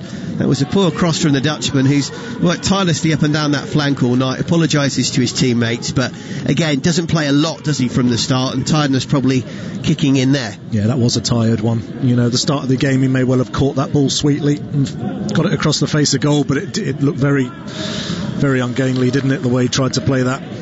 Tina Asantewa, regular tweet, is saying, I can't stop listening to your great commentary. You guys are now my favourites. There you go, Dave. Excellent. Are you sure he's listening to us? She. Yeah. No, there's an Talk Sport Live in the handles. I hope it is us. That's nice. That makes me feel a lot better for the abuse from the Arsenal fans. Was it you crowing cockerel or something? I think it was a crowing cockerel. Never ever been called that. That's choking cockerel. Choking cockerel. Oh, it's worse. Oh yeah, this is the Spursy thing, isn't it? Yeah, we always bottle it. Yeah, well, you can't argue. Will they get some silverware under Jose Mourinho? I wonder. He has everywhere else. Let's not forget it. So yeah, it would be very Tottenham, wouldn't it, not to get any under the guy who's won the most? Yeah, literally everywhere else it's been. We shall wait and see.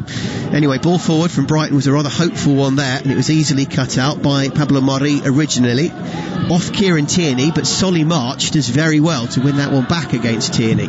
Tierney, though, reacts quickly and gets to the loose ball ahead of Bernardo, and he's happy, the Scot, to just smack that one downfield. I'm sure he learned that one at Celtic Park. Get it away like a hot potato. This is round 12, isn't it, in the heavyweight? Yeah. This is what this is now, this last 5 minutes. They're hugging on the ropes, they really are. There's a lot of sweat.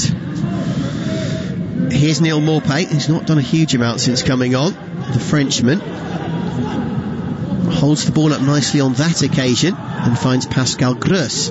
Gross with a long ball over the top, which is behind Dan Burnt. Smith-Rowe reads it well, but then his back heel is ridiculous. What was he thinking there? Because he's given it away. And Arsenal get away with it because Burns' crossfield ball to Maupay is overhit.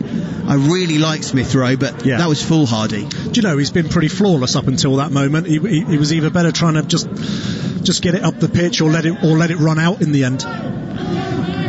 Yeah, I think with Smith-Rowe, you consider the injuries he's had. A couple of years ago when he came into the team, just looked absolutely stunning and a key part of the Premier League 2 under-23 title-winning squad as well, which we're seeing so much of at the moment in the first team, Dave. But I don't know, there was a loan spell at Huddersfield where he played as a 10, and I'm not sure the Championship necessarily suits him. Leipzig he went to on loan and was injured almost the whole time. He's kind of reinventing and re-getting there, isn't he now? Yeah, he looks a student of the game as well. Yeah, fair point, as the ball comes in from Burn. Ooh, and just for a second, Xhaka didn't jump, but he wins the free kick against Solly March, who's not happy because March stood his ground. Xhaka, if anything, just kind of, I thought, ran into him. It's very little there. Yeah, well, Xhaka's backtracking, so what, you know, if you're already on the run trying to meet the ball and somebody's backtracking, you're gonna meet at some point. But this, do you know, that cross there from Brighton is indicative of one of their biggest problems, which they get into these positions, they get some crosses in them, and there's never anybody there to, you know, there's that Glenn Murray type player that they're missing so badly. You know, you never feel when that ball goes in that it's going to be anything other than a defensive header. I thought Glenn Murray was eased out the door a bit sharpishly, to be honest, because he'd had a very good previous season, and everyone knows his story as this late bloomer via the lower leagues in Carlisle and wherever. I just thought, having done so well, I wasn't quite sure why he was suddenly deemed surplus to requirements so quickly. Yeah, well, it would have made sense if there was a guy coming in where... I think they thought Maupay was that guy, but as we've discussed, he probably isn't. Yeah. His strengths lie elsewhere. But anyway, as you rightly say, he's not called upon because Murray is away on loan. Anyway, 86 gone, Brighton 0, Arsenal 1, and despite a lack of a bit of a plan B, can Brighton pull something out of this one? Last gasp, I wonder. Solly March has been lively since coming on.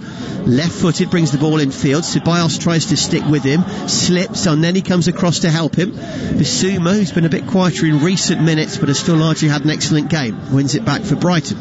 Finds Webster, right edge of the box. Veltman's cross is better this time. Marie gets there. Shot from Gross, hits Ceballos straight in the midriff and flattens the Spaniard, but he gets to his feet well and actually guides the ball down to Pierre-Emerick Aubameyang. He's tackled by Webster. Dunk picks up the pieces and wins it back. It's end-to-end, isn't it, as these shattered, broken bodies try and stretch every sinew. Yeah, just rolling a load of punches and hoping one lands at the moment. It's not pretty, but it may yet prove to be effective.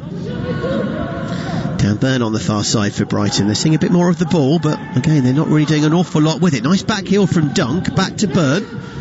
Bellerin tries to intercept, but the ball falls back to Burn again, and they're toning for that dodgy back heel. Smith-Rowe does really well to win that back. Plays a lovely 1-2 with Lacazette and beats Burn all ends up. Finds Hector Bellerin. Great link play from Smith-Rowe.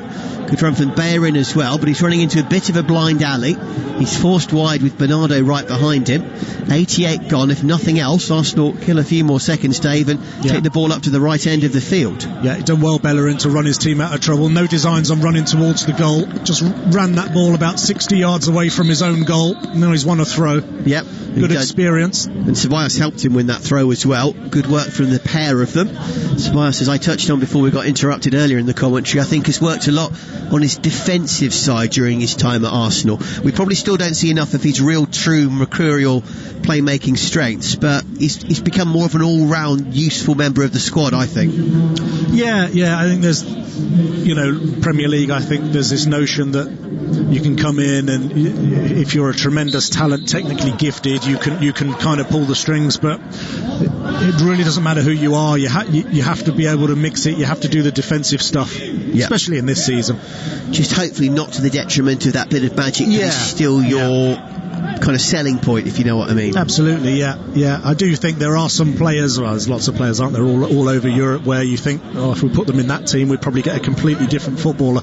Yeah, no, I think you're absolutely right. 89 gone, Brighton 0, Arsenal 1. Another Arsenal substitution, by the way. Smith-Rowe has gone off, played all but 1 minute of this game, having played the full 90 against Chelsea as well. On has come another good utility man. We talk about Solly March being a good utility man.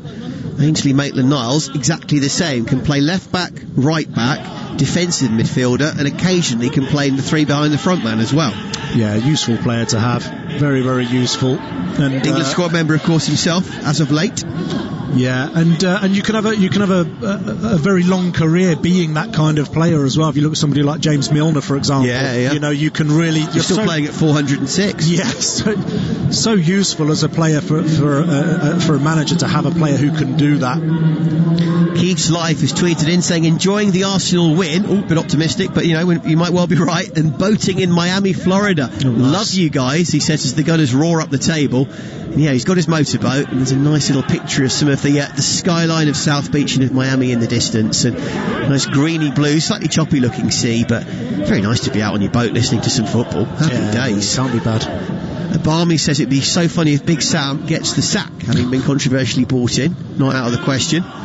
And on Erodi, what a delight that Reading team of 06-07 was. I remember players like Lita, Doyle, Rossinia, Hanneman, Sidwell, and of course the phenomenal manager that is Steve Coppell. He did a great job with you, didn't he? Yeah, you know, he was incredible, Steve. He really is. His man management was fantastic. You know, he knew who to shout out, when to put an arm around your shoulder, and he was tactically very gifted as well. It's a shame he's not, you know, in the game in this country, operating at a high level. He still has so much to offer. I remember him getting involved in an altercation with Neil Warnock as well. What was that? Which one? Would that have been when Warnock was at Sheffield United? Yeah, when Keith Gillespie got sent off. He sent Keith Gillespie on to kick Steve Sidwell, specifically to kick Steve Sidwell, which he did, and they ended up getting sent off. I love it. Yeah. Oh gosh, happy days. 5 additional minutes, by the way. We're into the second of those. In the far corner, there was a little bit of a scuffle, shall we say, as Alexandre Lacazette held the ball up and killed some time right by the near left corner flag, and Bissouma had enough and came and just kicked him up in the air. Yeah, he did well actually. Ate up a couple of minutes doing that. I think Brighton are at the point now where they have to put Dunk and Webster or one of them up front and go for. They're still trying to play their game, which hasn't worked. 3 additional minutes to go as Brighton come forward again. Adam Webster out to the near stand side as far as Veltman. And Ceballos getting stuck in, but stuck in excessively. He's given away a free kick. He's not happy, but possibly the right decision from referee Atkinson. Yeah, I think it was. I think it certainly was a foul. This is something for Brighton, because it's about 40 yards out, I would say, on this near stand side. Yeah. And all the big men are up, like you say. Burn, as the biggest of them, is up. Webster is there. Dunk is up there as well. We've got March flanking it all on this near stand side, being shackled by Aubameyang. So plenty of options. Veltman, I think, is making a cheeky little run just inside to our right as well. Gross takes it. It's won by Webster. Lacazette bizarrely ducked and didn't clear that when he could have. Arsenal get away with it as Ceballos hooks it to safety. Why did Lacazette duck there? I'm not sure what he thought there, whether he thought somebody else was going to get it or whether he had a call, perhaps. Possibly. Didn't work anyway, but good defending there from Aubameyang. The skipper back out and assisting, smacks the ball off a Brighton shirt off Pascal Gross. I thought that was a goal kick, but it's gone out for a corner. Had the ball already drifted out of play? Yeah, I think it did. I think it must have, because I thought the same as you. Unless, of course, it just flicks off Ober's shoulder at the very end. Well, it's a great spot. There's no arguments from the Arsenal players, certainly. It's a great spot from the referee. Yeah, we didn't see that, and a half-hearted appeal from Ober for the goal kick. Those sheepish appeals often a telltale, aren't they? Yeah. Gross is out swinger. Oh, here's a chance for Brighton. 3 players up there, and Rob Holding gets his head on it. Ball's pumped back in, and Pablo Mari shepherds it back to Bernd Leno. Was that their last chance, or is there one more opportunity for the Seagulls, Dave? Well, there's another minute left in this game, but this ball is going to go long, you feel, from Leno, and it's whoever can get hold of the second ball. Very exciting final few seconds as Arsenal look to win 2 games in a row in the Premier League. Remember, 2 points less than at this point last season, heading in 14 less than 2 seasons ago, and just 3 goals in 6 away games and 15 goals, their joint lowest ever in the Premier League at this stage. Lots of worrying stats despite the Chelsea win, hoping to avoid losing a 3rd straight last game of their calendar year as well. But it looks, Dave, as if they have done it, and if so, they'll have now beaten 3 of the 4 teams beneath them in the table, heading in as the position was to this game. And I think, even though things weren't great for 45 minutes, this is a team that is turning it around. Yeah, it is. It's still in transition as well. I think everyone knows that there's still a couple of players away from being where they want to be. But there are some problems at Arsenal, players that they need to get rid of, players that they need to bring in. But this is a good sign. Back-to-back victories. They don't come easy in the Premier League. And it's exactly 5 minutes of time added on, because Arsenal have come to Brighton and got the job done. For the first time in 6 attempts in the Premier League, they down the Seagulls, and they get revenge for those 2-1 ill-tempered defeats last season.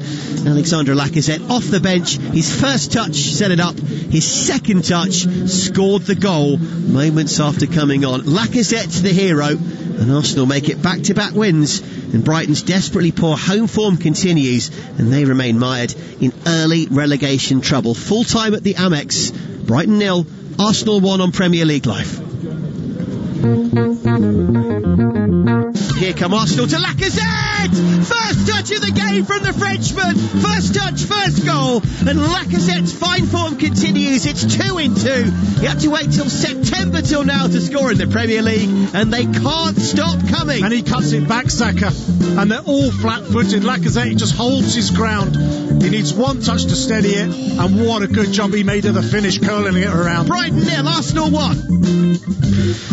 So there you have it, Alexander Lacazette, the match winner. Dave Kitson off the bench, bang, opening goal. Having also, we shouldn't forget, scored the opening goal in that game against Chelsea as well. Yeah, and that's the mark of a good striker, and that's what Arsenal need, someone just to get on that goal trail, because it hasn't been easy. They haven't found that easy so far this season. Back-to-back victories, desperately needed. In terms of where Brighton are as a club, look, the home form cannot continue if you want to stay in the Premier League. They really need to work out how they can score more goals and turn that possession that they get into something more meaningful. But Arsenal, I guess on the balance, they were probably good for it, and credit to them, because they weathered a storm in the first half and they came back out fighting. Just a quick word on Brighton from here. Everyone loves Graham Potter, but again, things are not great, are they? No, it's just getting into those areas that we mentioned, and then perhaps a little bit guilty of overplaying. The crosses that go into the box, they just don't look like scoring. There isn't anyone who's really breaking a neck to get in there and force a header or cause some problems. It's too easily defended. I can't count how many times the ball came into the box from crosses, and Leno just caught the ball with no pressure around him. Zoggy the Gooner, our final tweet, loving the commentary from sunny Montauk, which is in Upper New York State. Up the Gooners, he says, in a beautiful seaside photo. Again, puffy clouds and azure blue sky, but it's a red and white night for Arsenal, who have got a much needed win. Let's quickly round up the table as things stand then. Burnley-Sheffield has just gone full time. Big win for Burnley, 1-0. The Blades stay bottom of the table with just 2 points from 16 games. Deary me. And Burnley up to 16th above Brighton, who dropped 1 place to 17th as a result of their loss. They're just 1 place and 2 points above the drop zone now. Arsenal up to 13th because Leeds have gone 11th above Wolves after their 5-0 win at West Brom, who stay second bottom behind Fulham. So Brighton 0, Arsenal 1, Burnley 1, Sheffield United 0, West Brom 0, Leeds 5, and Southampton 0, West Ham 0. Saints stay 9th and the Hammers stay 10th. Next up, it's Man United against Wolves. Let's hear a little bit more from the two managers, Nuno Espirito Santo for the away team and the home side's Ole Gunnar Solskjaer. Well, we've had so many tight games against them, and we are improving, definitely. We're getting better and better at finding different solutions in different games. But we know that Wolverhampton, they've got quality as well, that they'll give us problems if we're too open. So we've got to put a plan together. The schedule is very demanding on everybody. We are playing after tomorrow, like you say. No much time to recover. This is what we are doing now. This is the cycle. This is the moment to recover well. Tomorrow, prepare the game and compete in the Old Trafford. It's going to be very tough, but the signs are good. The signs are good. Let's see now the assessment of all the players, and then we're going to decide who we're going to start with. When the last game you played at Old Trafford gave you 6 goals, I'm sure the boys will look forward to it. It gave us confidence, that performance. It also gave us a little gauge on how fit we are, that we could match them fitness-wise. So we know that we have loads of games in a short space of time, but Wolverhampton, they've got even shorter turnaround this time, but they haven't had a midweek game. There's no result that you can predict. Anything can happen with any team, putting contenders or whatever. I don't do it. I look at the opponent, not realizing. One thing I know for sure, that every game in the Premier League is very tough, believe me, because it's true. That's Nuno Espirito Santo, the Wolves boss. Before that, Man United's Ole Gunnar Solskjaer. And by the way, Wolves are next up for Brighton away on the 2nd of January. Quick words on Wolves and where they're at, please, Dave. Yeah, listen, if any team is missing their big player, it's Wolves, isn't it, with Jimenez? They did well to get a point from Spurs, because Spurs really should have taken that game away from them, and that's the way Mourinho plays his football. But they don't look like the same team without Jimenez, and you do worry for that. They're obviously going to be okay, but they're going to be goal shy, certainly, until he's back. And a very quick word on Man United, getting the job done tonight. I can see that, yeah. I think offensively United now have a decent balance where they can counter, they can keep the ball. Fernandes in behind can keep the ball and make things happen. I think they'll have too much for Wolves tonight. We shall see how that pans out. And for Arsenal, by the way, next up a trip to West Brom, then Newcastle in the Cup, then Palace at home, then Newcastle at home. So winnable fixtures for Mikel Arteta's men as they climb the table and Brighton drop to 17th. It's finished here, Brighton 0, Arsenal 1. And next up, well worth waiting for, Tom Reddy and Paul Parker guide you through Man United Wolves on Premier League Live. Demanding a high performance from your team? You should be demanding the same from your tyres. The Irish Tyre Industry Association is urging motorists to stay safe this winter and check the condition of your tyres. You could even be liable for a fine and 2 penalty points if found driving with tyres below the legal tread depth limit of 1.6 millimetres. ITIA expert technicians will carry out a free tyre safety check to ensure your tyres are safe and legal. Visit itia.ie to find your local expert. As Ireland's homegrown insurer, FPD knows it's empowering when someone has your back. So switch your van insurance to us and get up to